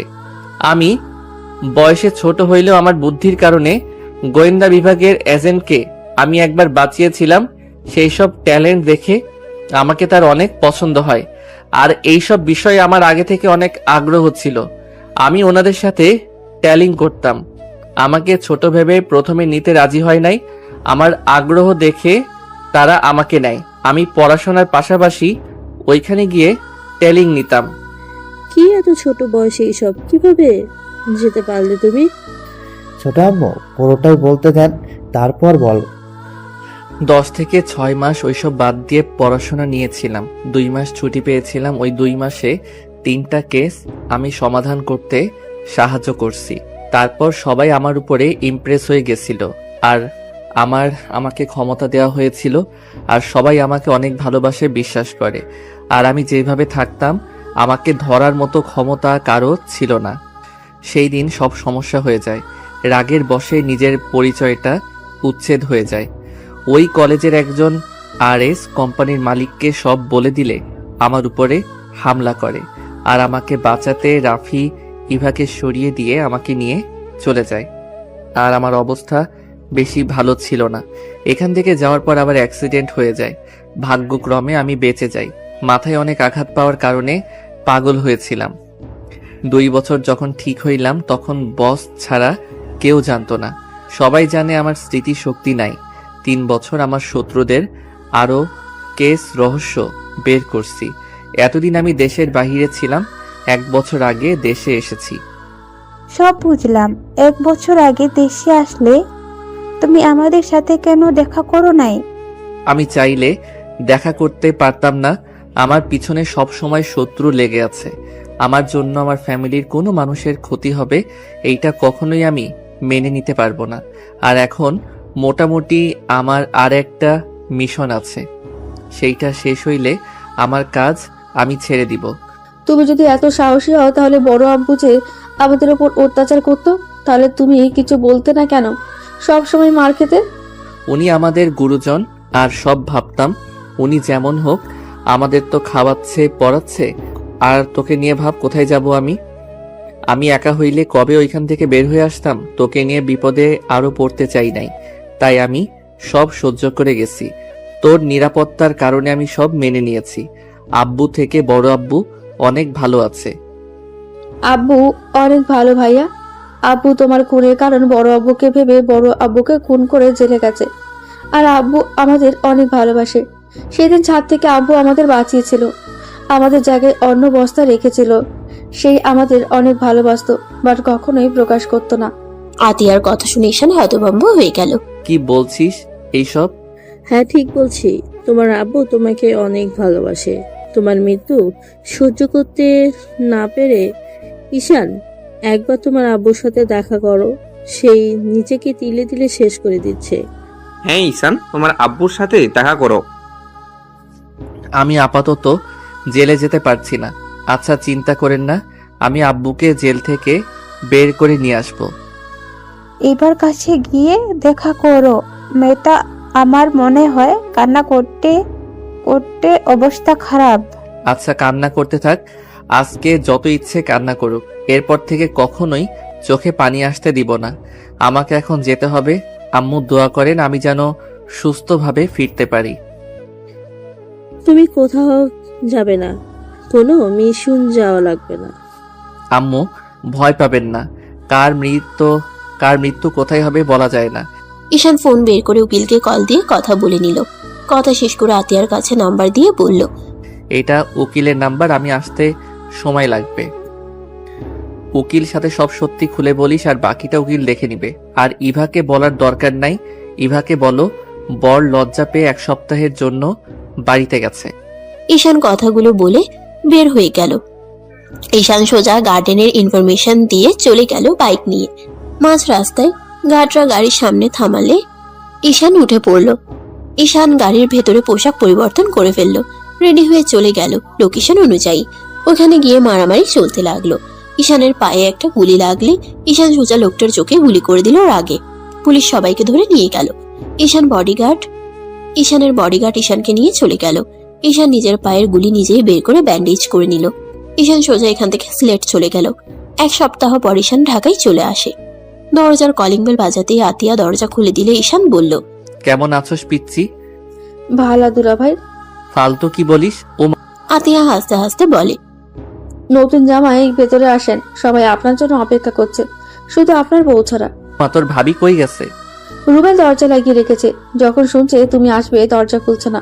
হি হি হি, আমার পরিচয় তো দেশ নাই, তাই তো? দেয় নাই। ঈশান ভিতরে ঢুকতেই ওর আব্বুকে দেখলে ওর আব্বু দৌড়ে এসে ঈশানকে জড়িয়ে ধরে কান্না করতে লাগলো। ঈশানের পায়ে ধরতে যাবে, ঈশান সাথে সাথে বলে, আব্বু কি করছেন, এভাবে কান্না করবেন না প্লিজ। ঈশানের আব্বু কান্না করতে করতে বলে, আমাকে ক্ষমা করে দে বাপ। আমি বাবা হয়ে তোদের উপরে হওয়া অত্যাচার করা দেখেও চুপ ছিলাম। নেশা যেন আমার কাছে বড় হয়ে গেছিল। আব্বু অতীত ভেবে লাভ নাই, এসব বাদ দাও, নতুন করে জীবন শুরু করা ভালো। ঈশান সবার সাথে কথা বলতে লাগলো। সবার সাথে কথা বলা শেষ করে রাত 11টার দিকে ঈশান ইভার রুমের কাছে চলে গেল। ঈশান দরজায় নক করতে থাকলো। ইভা ভিতর থেকে চুপচাপ বসে আছে। ঈশান জোরে জোরে নক করলে ইভা বিরক্ত হয়ে দরজা খুলে দিয়ে পিছনে ঘুরে হাঁটতে হাঁটতে বলে, দেখেন, আমি আপনাকে কখনোই ভালোবাসতে পারবো না। আমি শুনেছি আপনি অনেক সহজ সরল, বাট আমাকে ক্ষমা করবেন। আমি আপনার ভালো স্ত্রী হওয়ার মতো মেয়ে আমি না। আমার কাছে আসার চেষ্টা করলে আমি আপনাকে আকাশের তারা বানিয়ে দেব। বিছানার উপরে দেখছেন চাকুগুলো, সব একদম ঢুকিয়ে দেব। তাই শোনেন, আমাকে যত তাড়াতাড়ি পারেন ডিভোর্স দিয়ে চলে যান। ইভা কথাগুলো বলতে লাগলো। ঈশান মিটিমিটি করে হাসতে লাগলো। ঈশান আস্তে আস্তে দরজা লাগিয়ে দিলে বা ভয় পেয়ে গেল। সাথে সাথে চাকু হাতে নিয়ে তাকাতে ইভার হাত থেকে চাকু পড়ে গেল।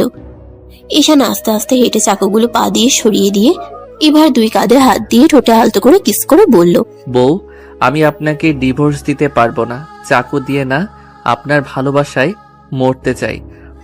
আজকের গল্পটি যদি আপনার হৃদয় ছুঁয়ে যায় তাহলে ভিডিওটি লাইক করুন, আপনার মতামত কমেন্টে জানান এবং আফনান স্টোরি চ্যানেলটি সাবস্ক্রাইব করে বেল আইকনটি অন করে রাখুন, কারণ আগামী গল্পটি হতে পারে আজকের থেকেও আরও আবেগপূর্ণ।